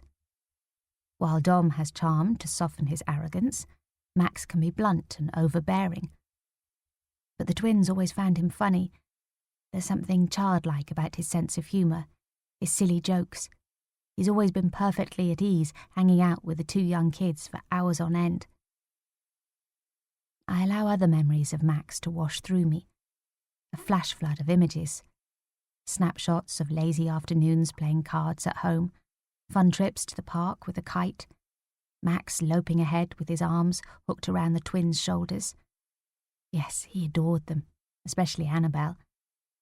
While Dom always treated his daughter like a princess, I suspect he preferred hanging out with Aidan, teaching him ball skills in the garden, or building Lego with him at the kitchen table. He indulged his daughter, but he treated her more like a doll than a feisty, almost pre-teen with a mind of her own. She, in turn, became more animated, more effervescent, the second her dad walked into the room, as if trying to gain his approval by living up to the frivolous image he had of her. I was sure Dom had it wrong when he said that I always came down heaviest on her, but she certainly reserved the heftiest share of backchat for me. Lucy used to say it was nature's law for girls to seek the approval of their fathers and boys to want to protect their mums. I stopped hunting through the suitcase and tried to remember our last conversation on the subject. Something about it is pricking at the back of my mind. Well, I'll agree with you about the boys, at least. Jasper and Aidan are both proper gentlemen, I told Lucy as we sat watching the twins and Jasper fly a kite in Bushy Park after collecting them from a community play rehearsal. Max had joined us. Lucy had bumped into him at the gym where she took a yoga class every Sunday morning and mentioned that she was heading to our house afterwards. Never one to wait for an invitation, Max had tagged along, saying he needed to go for a run anyway and he knew an ideal route through Bushy Park. Curious character, isn't he? Not a bit like Dom, apart from physically, of course. Can't deny both of them were blessed in that department. My new Saturday girl definitely has a crush on them. Well, I guess appearances can be deceptive and siblings can be as different as they are similar. Look at the twins, almost identical to the naked eye, yet complete opposites in personality, I said, smiling, as I watched Aidan and Jasper getting tangled in the kite string and spinning round like lost puppies. True. Lucy grinned too. You certainly picked the right brother, that's for sure. You think? Don't you know? Lucy's smile turned to a gentle frown. I know you've had your problems. Things are okay now, though, aren't they? We're getting by. All marriages go through rough patches, you know that. I do, but I got out of mine. Dom is nothing like Matt was, though. Or... He's never hit you, has he? Sorry, don't take that the wrong way, and tell me to mind my own business if you like. But you would say, wouldn't you, if you were... I'm fine, but thanks. Suddenly I didn't feel fine, but it wasn't the sort of thing I could blurt out in the middle of the park, surrounded by kids and dog walkers. Look, why don't we treat ourselves to a night out? Or come round to the flat one evening and I'll cook. We can chat. Better still, let me know when Dom's working late and I'll come to you. Jasper could always sleep over with Aidan. That way we won't have to worry about babysitters. Bottle of wine and a good old whinge is what you need, she teased. But I could see the worry in her clear green eyes. That sounds great. Thanks, Luce. And Dom is out most nights, so take your pick. It's only me who's the lady of leisure. I rolled my eyes. God, you mustn't let him put you down like that. I have no idea how you even manage the twins, what with all their clubs and the afternoons you spent helping out at school every week. You've turned your back garden into something out of the Chelsea Flower Show, and all the time keeping an eye on that batty neighbour of yours. Poor old guy would never have left his house since his wife died if it wasn't for you. Mr. Cooper is a sweetheart, I said, laughing. Have you thought about training as a TA? She said suddenly. I know it's probably too much to go back to full-time teacher training right now, but you're brilliant with kids. They loved it when you used to help out in the classroom. Mr. Grant always said that. Maybe you could qualify as a teaching assistant. You'd be fantastic, and any head teacher would bite their hand off to get you. Honestly, even the one at your posh new school, she added, grinning. I did look into it last year, actually. But, well, Dom's right. My brains have probably rusted by now, and there's not much time for studying with those two monkeys at home to take care of, I said, nodding at the twins. You mean who would pick up his Armani from the dry cleaners and make sure his dinner is on the table on time? What is it with some men? As soon as they get a ring on your finger, they want to shackle you to the Arga. Barefoot and pregnant, I said with a sad smile, wondering how I'd mistaken Dom's possessiveness for teasing irony all those years ago. But I thought you couldn't... No, I can't, I said, reading her thoughts. I was just remembering Dom's marriage proposal. Don't tell me, the marriage vows included Till death or a broken washing machine do us part, eh? She threw her head back and laughed, drawing smiles from other parents loitering around their children in the park, their eyes flicking longingly to the still enormous queue at the coffee hut. Ha, funny. I'd have still said yes, though, I said truthfully. I do, you mean. I do take thee to be my lawfully arrogant lord and master. Huh. I don't really blame you. Dom's not an easy man to say no to. I'm not sure I've ever tried, I said, frowning at the slight edge to Lucy's voice. Have you? I found myself holding my breath. Won't catch me walking up any aisle again, except the champagne one at Waitrose, Lucy said, bumping my shoulder with hers and laughing. I laughed too before becoming distracted as Annabel came twirling and sashaying across the grass, skinny arms aloft as she dragged the rainbow kite through the sky. Face upturned to the sun, she executed a perfect grand jeté, conker hair trailing behind her on the breeze, mirroring the glistening tail of the kite. Beautiful, love, I called out, feeling goosebumps prickle on my skin at how ethereal she looked. You're like a will-o'-the-wisp. Watch out or the wind might take you up and carry you off. Just like this, Max said, finishing his run and sauntering over to us, catching Annabel up in his arms and spinning her round and round until she cried out that she felt dizzy. Instantly, he placed her back on the ground as gently as he would a fragile glass figurine. Come on, Aid, race you up the slide, Annabel said, frowning and shoving forcefully against Max's sweaty vest. Can't catch me, Jasper March. With a feisty glance over her shoulder, she was off. I remember how Max watched her flit like a moonbeam across the park. I'm sure it was her daintiness, in such contrast to his heftiness, that entranced him. I often marvelled at Annabel's fairy-like qualities myself, loving the way she fluttered through life. Max seemed almost mesmerised by her. His eyes shone when he watched her perform on stage. It was always buying her books on ballet, along with bendy dancing dolls from all the latest musicals. I don't think she had the heart to tell him that she'd grown out of playing with dolls years ago, but I found several of them jammed into the back of the shed, their vacuous faces viciously scribbled on and their hair jaggedly cut off. Max would have been gutted if he'd known. He must have fallen apart when Annabel died. Realisation crashes over me like a wave.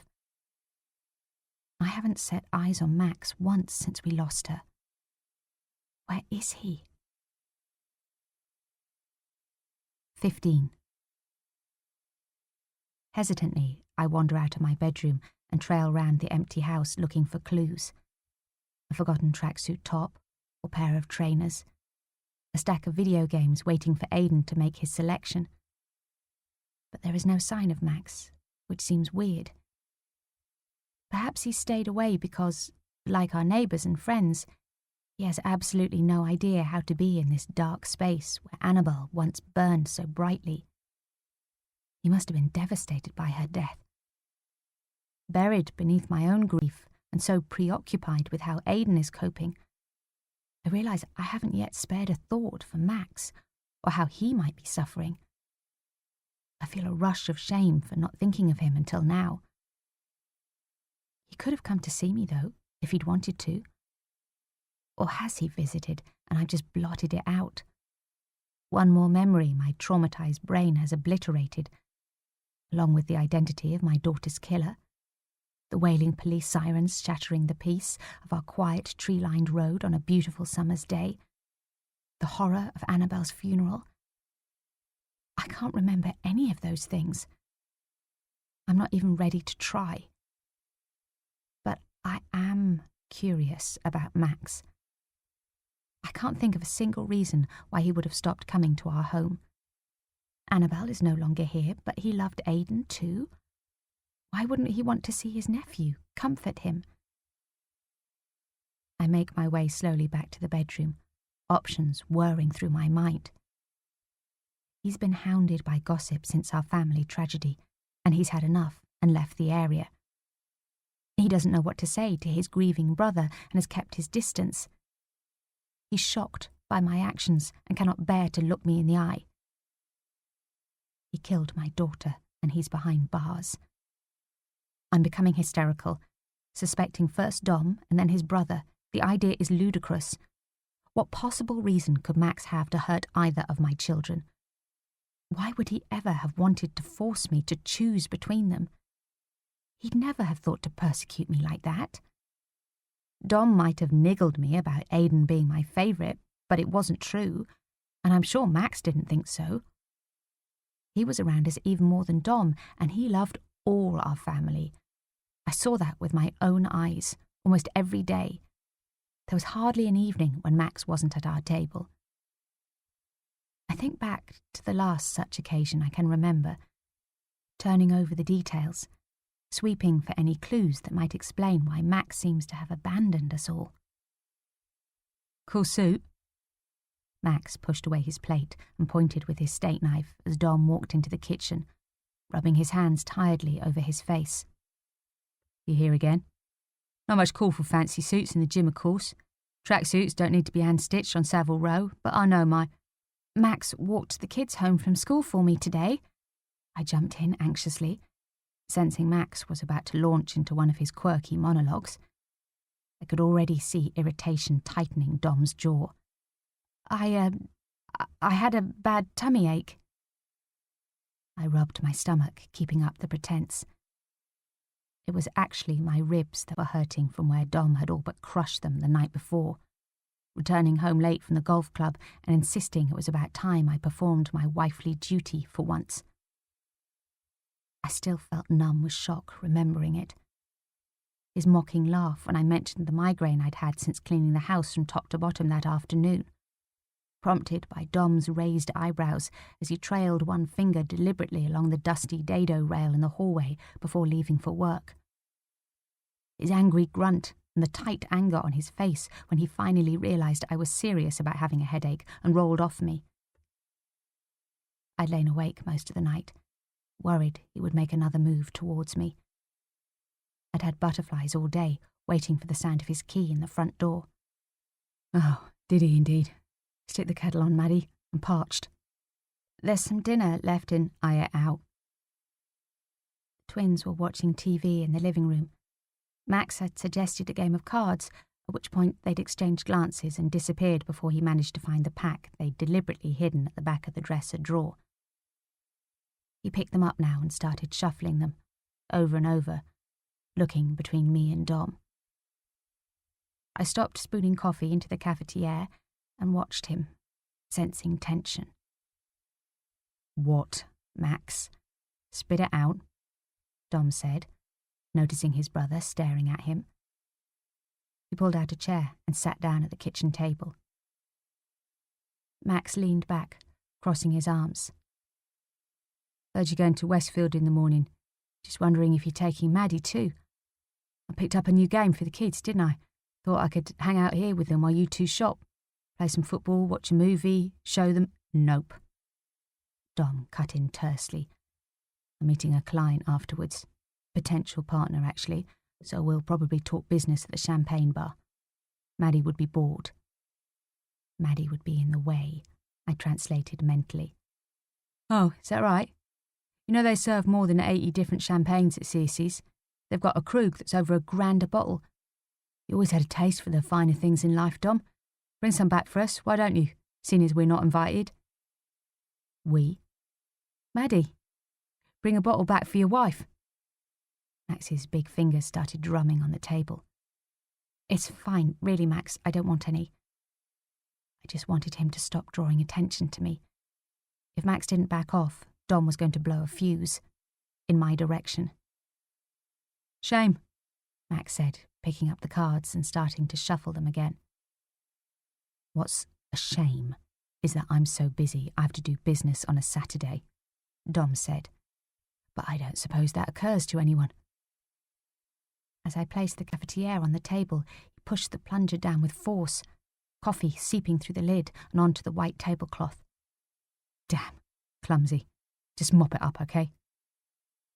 He flicked a glance up at me, and I reached quickly for the kitchen roll. I thought you were looking for a new golf bag tomorrow. You didn't mention a meeting, I said quietly, dabbing at the steaming brown patch. Didn't I? Dom didn't bother to explain himself. He lifted his head to look over my shoulder towards the dresser. I knew he was looking for the whiskey bottle. I'd hidden it. You missed a bit, he said, his hand shooting out to grab my wrist, forcing it back to the table, grinding my hand into the hot patch.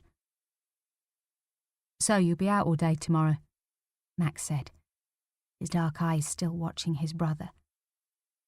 Yes. No, I don't know. What is this, 20 questions?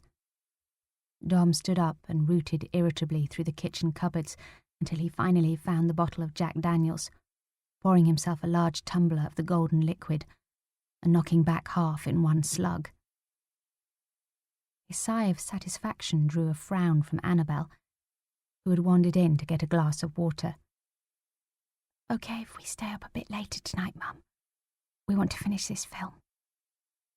Annabel's wild hair tickled my face as she leaned close to my ear to whisper her request. Okay, love, as it's not a school night, just this once. I rubbed my wrist, trying to ignore the pain where Dom had squeezed bones that were already bruised. You always say that, and then you'll say it again next Friday night, and then the next, and... She curled into the crook of my arm like a kitten. Well, aren't you a lucky girl? I said, winding a lock of her hair round my finger and tickling her freckled nose with it. Not too late, though, I said, as she drifted back towards the kitchen door, rubbing her eyes sleepily. Yes, Missy, it's well past your bedtime already, Dom cut in, pouring himself another whiskey. I'll come and tuck you in later, he added, patting her backside as she passed his chair. It's all right, she told him, twirling away. I don't need tucking in, and you'll be driving Uncle Max home, won't you?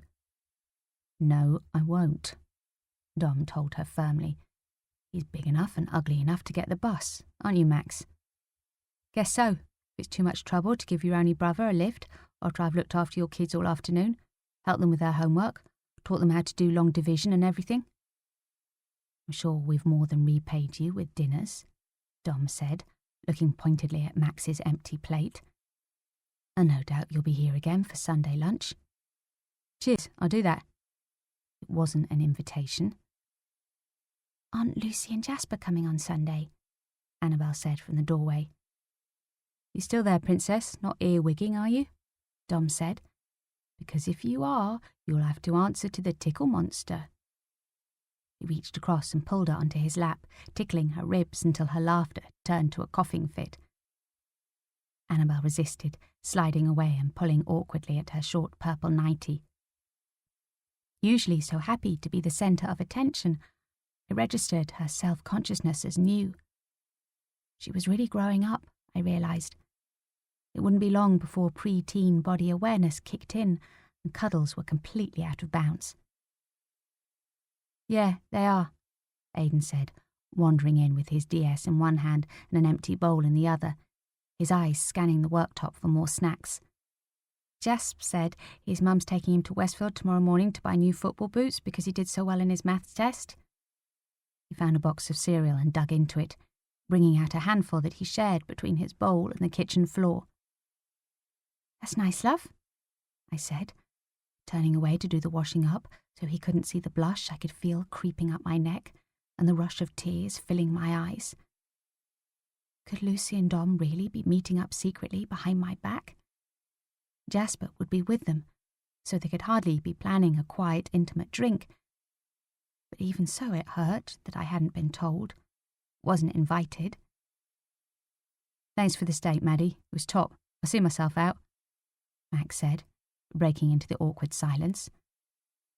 No problem, thanks. See you later. I forced myself to turn around and smile.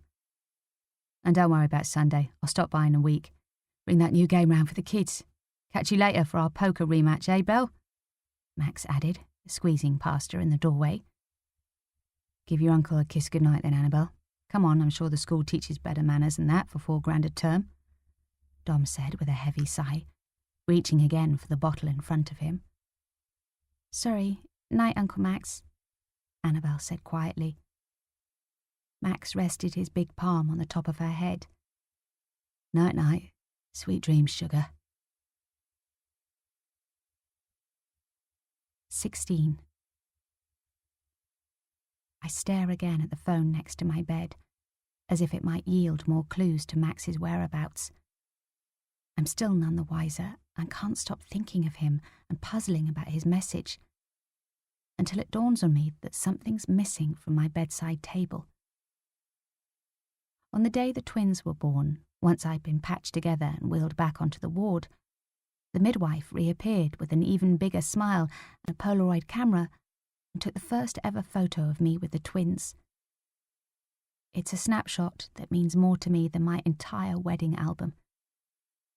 I would not only run back into a burning house to save it, I'd crawl across the proverbial hot coals. I keep it next to me, always, at my bedside, displayed in a simple white wooden frame inscribed with the word love. And it's not there. My eyes dart around the room, but something at the back of my brain pulls them back to the suitcase in front of me. Slowly I rifle through the clothes, my hand pushing deeper, seeking out the compartment at the bottom of the case. My fingertips find the zip and I draw it back. Then carefully I lift the flap, sliding my hand underneath, patting inside the soft, fleecy space until I encounter something hard, wooden.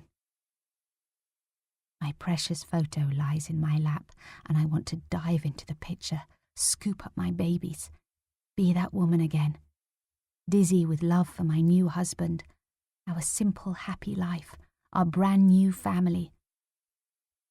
But it's gone, all of it, gone forever.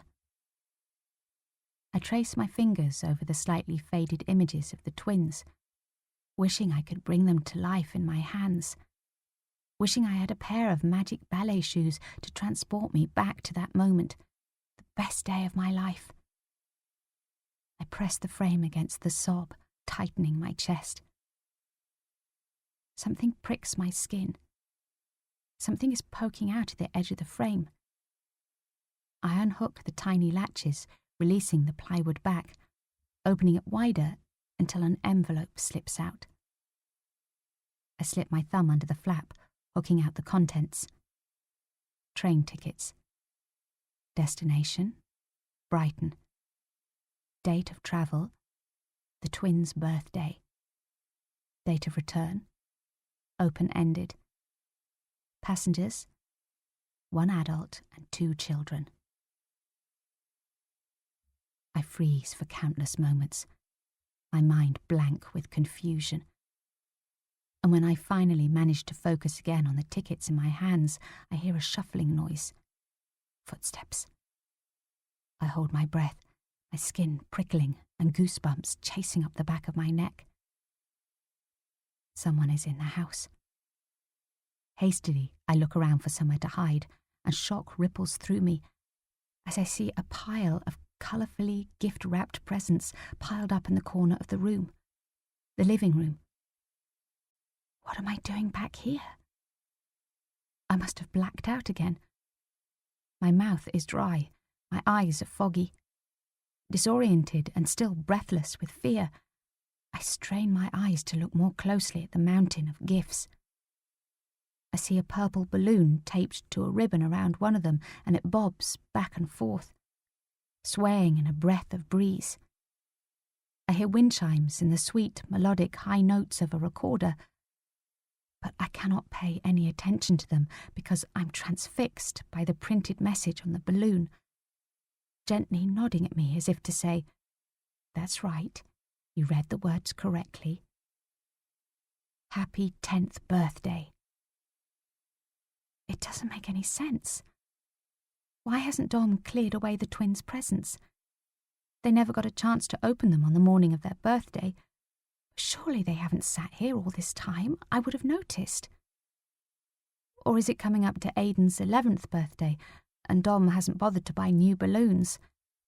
Has time slipped so unnoticed through my fingers that I've missed this special date? His birthday will forever fall on the anniversary of his sister's death. My poor darling boy. The balloon nods encouragingly at me. It's purple, Annabel's favourite colour. This pile of gifts is not for my son, it is... Another noise, a creak on the stairs, a scraping, tapping sound at the front door.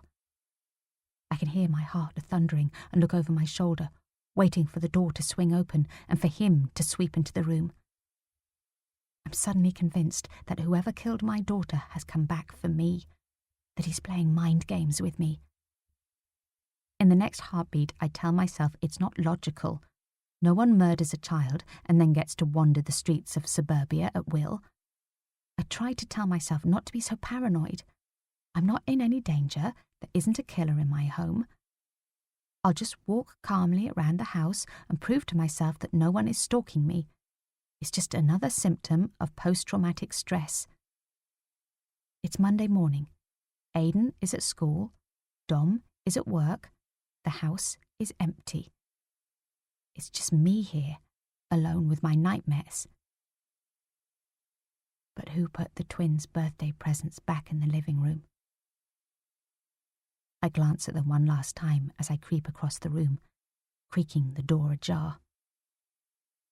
I peer out into the hallway, squinting against the bright sunlight pouring through the glass front door. My heart seems to slow down and then rapidly speed up as I remember the bulky silhouette blotting out the summer's day. Swiftly I turn my head and stumble up the stairs, no longer trying to be stealthy, just desperate to get away from that front door, the window into hell. My feet seem to know where they're heading, and within moments I'm sitting on Annabel's bed. My brain obviously draws a direct line between the possibility of an intruder and my daughter. Any sense of threat pulls me to her like a magnet, or at least to where her presence still lingers. I sink down on her bed, listening for noises in the house. Below the silent stillness there is a low hum. I frown, unable to identify it. I wait to see if it stops, but a faint electrical thrum still hovers in the air. There's nothing threatening about the soft, resonant drone. Houses make all kinds of strange noises, I reflect. No one has come to get me. No one is lying in wait to hurt me. There is no need to check cupboards or behind the curtains or under the bed. But I do anyway. And instead of a bogeyman or a gun-toting monster, I find something almost as terrifying. Annabel's diary. I sit holding the hardback book, its cover a glossy photograph of dewy white roses. For long moments. I sit with the knowledge that my daughter shared her innermost thoughts within these pages, her hopes, worries and fears. No doubt all the stuff and nonsense that most 9-year-olds spend hours picking over. I bought this diary for Annabel because it had a pretty cover, and she always loved to write. But I never gave it another thought. I certainly never went looking for it, and something makes me hesitate now. Do I really want to see inside the mind of my dead daughter? When there will never be a chance to ask her about anything I may read within these pages? I realise I'm scared of finding out that I didn't know her as well as I thought. Or perhaps that she knew me too well and saw into my own heart far too clearly. Painfully, I acknowledge that my clever, intuitive daughter may have sensed that cracks were appearing between her father and me. It would hurt me so badly now to know that she worried about it. I'm sure I never told Annabel or Aidan in so many words that I was unhappy, as I'm beginning to realise I was, even before domestic unhappiness was blown out of the water by the complete and utter destruction of my world. Death trumps divorce, always. Was that what was going on? Is that what those 3 open-ended train tickets mean? That I was leaving Dom and taking the children with me? On their birthday? The date seems so significant. Why on their birthday?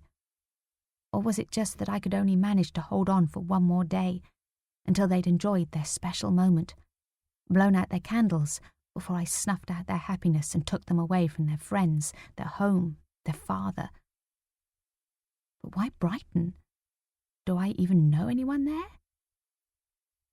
I remember Annabel's sparkling eyes as she leaned over the end of the pier, and I remember the appointment I was trying to keep. I sense the shadow of someone. I'm aware that there was a person I was planning, or hoping, to meet during the May half-term break. But I have no recollection of any name. I can't picture anyone's face. My mind draws a complete blank. Perhaps there was no connection. Maybe I wasn't meeting anyone that day, and Brighton was simply somewhere new, unknown. Perhaps that was the point. Maybe that's exactly what I wanted, to run away and make a fresh start. Somewhere no one would think to look for me, somewhere we would never be found. A place of safety. The thought echoes in my brain. Safe from Dom. Yes, I can see that now. I was scared of him. Perhaps the kids were too. Maybe that's what tipped me over the edge. Seeing my children look at their father with wide, frightened eyes, hiding under the piano, waiting for the axe to fall. I wouldn't have told them, I know that. I would have hidden those tickets in the suitcase, tucked inside the photo I would never have left behind. I would have tried to protect them from the truth. Not because I worried they might betray my secret to Dom, but because that's what mothers do. They keep secrets from their children when those secrets can destroy their entire world. I'm sure Jasper has no idea that his mum is secretly in love with her best friend's husband. Because she is, isn't she? And her son has no idea that his happiness is teetering on the brink, that his mother could pull the rug out from beneath his safe, happy world at any time. Somehow I know this, and I know that's what I was about to do. And I suspect Annabel may have guessed my secrets. She was the smartest girl I've ever known, while Aidan was the most empathic, most intuitive. Did they both know? And did that knowledge break my daughter's heart? That I was going to take her away from Dom, her beloved daddy, Daddy's princess. There's only one way to find out. I opened the diary and turned to a random page, somewhere near this summer. Matthew Jones is an idiot. He thinks he's cool, but he's so not. Why does he keep on picking on me? What have I done to him? Just because I told him to stop teasing Aid about his hair? I smile and relief shudders through me. I hadn't realised how nervous I was. My fingers are still trembling, but this isn't as bad as I thought. I keep turning the pages, smiling as my eyes catch phrases here and there.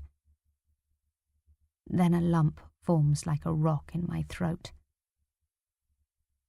Mum wore lipstick and perfume today. She smelled like angels. I love her round the stars and over Mars. If she was reading this, she'd say she loves me more, but she can't. I love her best of anything that exists in the world, the universe, space, and heaven.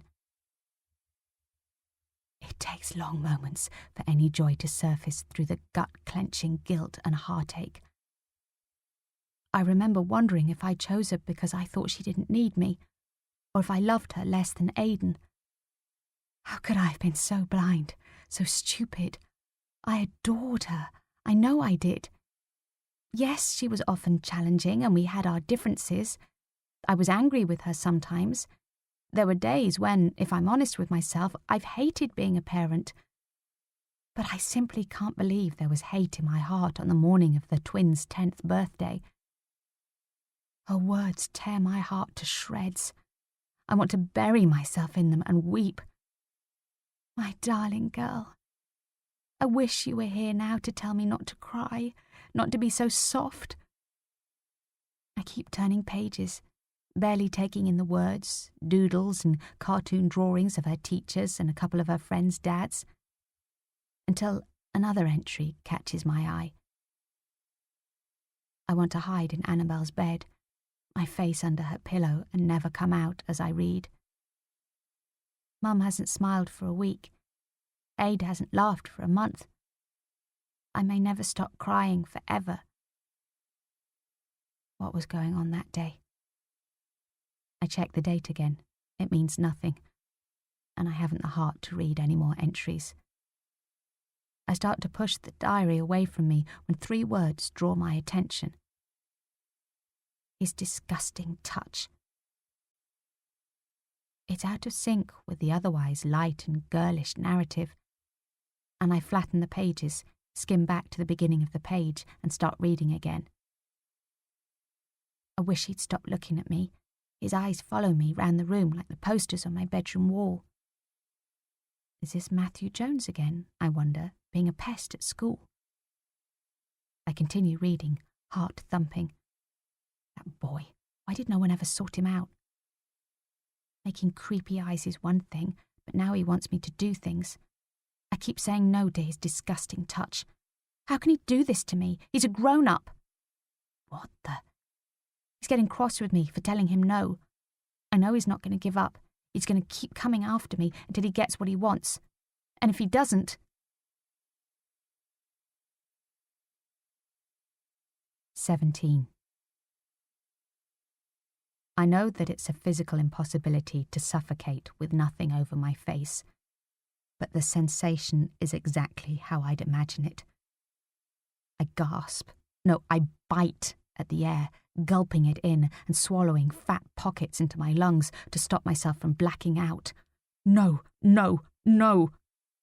Denial rips through me, but the truth lies in front of me in Annabel's own childish words, written with too much feeling to be made up. Not that Annabel ever told fibs. I trusted her absolutely, Aidan too.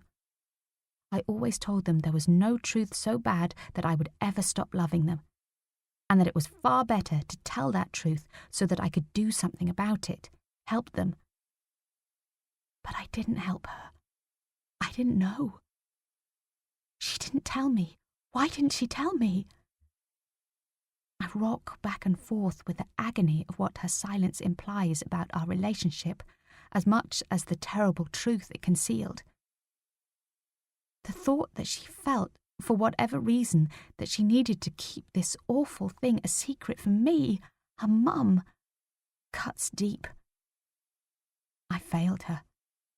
I failed her not once, but twice. And now it's too late to put it right, any of it. But I need to go on. I need to know more. Who was the monster that did this to my daughter? Frantically, I scan the pages, skimming through them at speed, my eyes glancing here and there across my daughter's curly, looping handwriting, desperately looking for a name, a clue. There is nothing. I try not to crumble beneath the sense of failure that presses down on me. All this time I thought I was unpicking my own story, but I've been looking in completely the wrong direction. Eyes down, thoughts inward. Methodically, step by step, I've been trying to piece everything together, building a neat tower of all the fragments I've managed to pick out of the heavy maze in my traumatized mind, all the tiny clues that I've winkled out and stacked up higher and higher, hoping that at some point I'll be able to climb right to the very top and look down, see the complete picture of what happened, where I went wrong. Now the tower has come crashing down, fragments scattering in every direction, and I can't even begin to think how to piece them together. Think. Start at the corners and work inwards. That's what Aidan always does, and he builds the most beautiful, elaborate jigsaws. He'll be an engineer for sure one day. Stay focused. Run through the facts. My bag was packed and I had bought train tickets. My marriage was unhappy. Max was leaving messages on our phone. Someone was trying to touch my daughter. Maternal instinct, like a powerful magnet, finally sucks all the pieces together. Scattered neurotransmitters begin to collide, synapses whispering messages, connections forming at lightning speed. I think of Annabel lying so coldly beneath the rose bushes, her eyes staring up at the night sky. Her beautiful eyes gaze in one direction, and the stars seem so haphazard, sprinkled randomly in a sprawling, shapeless constellation. She turns her head slightly, and a pattern emerges. Shape, definition, identity. I close my eyes and reach out to my daughter in her flowery grave, and I feel a shockwave of recognition. The man, the monster who was trying to entice my daughter, must also be her killer. I feel it like a lightning bolt shooting through me. There was no tragic coincidence at play. Call it instinct. I simply don't buy it. This wasn't some random stranger who turned up on the morning of the twins' birthday to spoil their day, to steal our lives. He was dressed in military fatigues, but he wasn't a terrorist. He didn't kill my daughter in the name of any religion or politics. It was strictly, deadly personal. It's always someone close to the family, isn't it? I remember Lucy saying when we were talking about a high-profile murder on the news one day after dropping off the kids. How bitterly ironic that conversation feels in hindsight. I would never have imagined in my worst nightmares that my own family would become such another talking point at the school gate. I know what you mean, I replied. They all sit there at the press conference, looking tearful and devastated, making their heartfelt pleas. And we're all thinking the same thing. The husband did it. Awful, aren't we? Lucy said. I'm sure it's not always the case. Murders are sometimes committed by completely random lunatics on the rampage. Of course, otherwise we'd all be checking our garden sheds every night for sharp implements, wouldn't we? I tried to make light of the subject, feeling a shiver down my spine at the terrible contemplation of a death in the family. Still, it's remarkable how often it turns out to be someone right under their noses, Lucy added, shaking her head. Right under my nose. Yes, that was exactly it. But who? What would drive anyone to commit the unspeakable crime of hurting a child? A tiny, beautiful girl with skinny chopstick arms, a smile more luminous than the moon as she danced on the threshold of her life. The horror of this is so beyond humanity that anything seems possible. It defies logic. The normal rules of life simply can't apply in such a situation. I wish I could remember, but trauma has cauterized huge chunks of my life, anything that is too painful to recall. And I felt so fragile that I haven't been able to bring myself to ask Dom to remind me of that day and what came after. All I've been able to do is look back to the past, hoping that would lead to some kind of understanding. But it's not enough. I need to know who did this, and I need to know now. He didn't just take my daughter's life, he made it a living hell, and then he killed her to protect his own guilt, to stop her telling tales about what he was doing to her behind closed doors. Why didn't she tell me? Maybe she did threaten to tell, and that's why he finally took action. Yet such a cowardly act could have been committed in secret. He didn't have to wait for an audience. There was no need to stage a public execution, for that is clearly what it was. And he made me choose. He punished me too by making me complicit in his sickening crime. Why? Who would want to hurt me in such a dreadful way? And how could he even know I would choose Annabel, conveniently covering up what he'd been trying to do to her? It doesn't make any sense. Think, Madeleine, think. I flee out of the room, wildly throwing open doors. My bedroom, Aidan's room, the bathroom, airing cupboard. unsure what I'm looking for, but just desperately hunting for something, a clue of any kind, anything that might jolt some kind of understanding into place. Almost flying down the stairs, I burst into the living room, eyes darting around, my fraught gaze resting on the piano, the sideboard, the sofa, the coffee table, the wood burner full of cold ashes. I need to find a newspaper, or my computer, or my phone. I need to read my own headlines, the ones I've avoided, too terrified to know the full truth, and finally read in black and white what happened on the twins' birthday. You have to do this. You owe it to Annabelle, to Aidan. Stop hiding and start living again. But Dom has done his job well.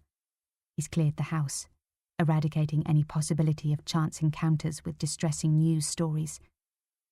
He's protected me, just as he shouldered all the responsibility for dealing with the police, Annabelle's funeral, caring for Aidan. And meanwhile, I've just fallen apart. I've remembered my fear of Dom, but I've forgotten his strength, his love, for me and for our children. I've been so wrapped up in my own torment that I've overlooked his. But I have seen his agony. I've watched him plodding through the days since we lost Annabelle, putting on a brave face for Aidan, keeping an icy wall between the two of us, patient, subdued, a shadow of the man he used to be. The stars realign, the pattern shifts, and I see the picture from a different angle. Dom has been punished too. Perhaps he was the one the killer wanted to hurt, not me. After all, he's lost both his precious daughter and his wife. I've been swallowed up by grief, our marriage hollowing to an empty shell. I try to think of anyone who might have a grudge against him. A disgruntled client, a vindictive rival, a neighbour he's offended, a teacher. I grasp at straws, desperately needing to make sense of this senseless crime. Because to live with the idea that Annabelle's death was just a meaningless, random act of violence by a complete stranger is beyond anything I can bear. But I'm sure there's something I'm missing. My head is so jumbled I'm overlooking something right in front of me. I go back to the corners, trace around the edges, try once more to fill in the missing pieces. I retrace my own steps, think about the suitcase, the photo, the phone message. My heart starts pounding as I remember that message. Something about it bothers me. I'm waiting for you. And Annabelle's words, written days before her 10th birthday. He's going to keep coming after me until he gets what he wants. Someone full of longing and desire, who wanted something so badly he wouldn't stop until he possessed her, or destroyed her. Someone like the kindly uncle who idolized the beauty of a child he didn't have himself, and became angry when she rejected him.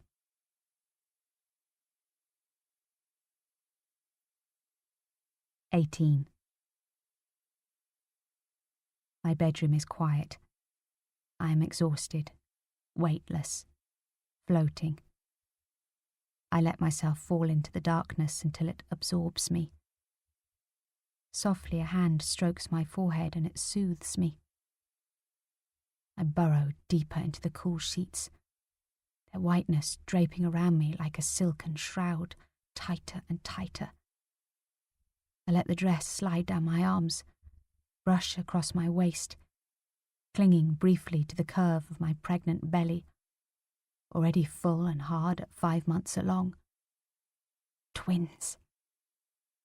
My mother was a fraternal twin, so I should have been prepared for the possibility, but it still seems like a miracle. I peel the cool ivory silk away from my hips and roll it down over my thighs, nerves fluttering into excited butterflies as my beautiful wedding dress ripples into a moonlit pool at my feet. I step out of it and look up into Dom's blue eyes. loving the way they widen as he glances down at my right body pressing against him. You are the most beautiful woman I've ever met. You're all mine now, Maddie, and I'll never, ever let you go. He takes hold of my left hand and holds it gently, then presses it firmly so that I feel the platinum band. Only the best for my wife. Dig into my flesh. He twists and turns it, pushing it on, taking it off, rotating it round and round my finger. Fingertips caress upwards to my neck in long, languid strokes. A hand circles my throat. I feel the unexpected coldness of the skin and I frown. The pressure tightens and I can smell something acidic. It makes me cough. My body stiffens, all sense of peace and pleasure evaporating. I'm choking, gasping for air. I can't breathe and I can't call out.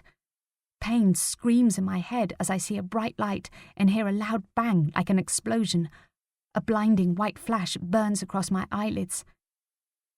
Breathless with fear, I open them and I'm buried in darkness.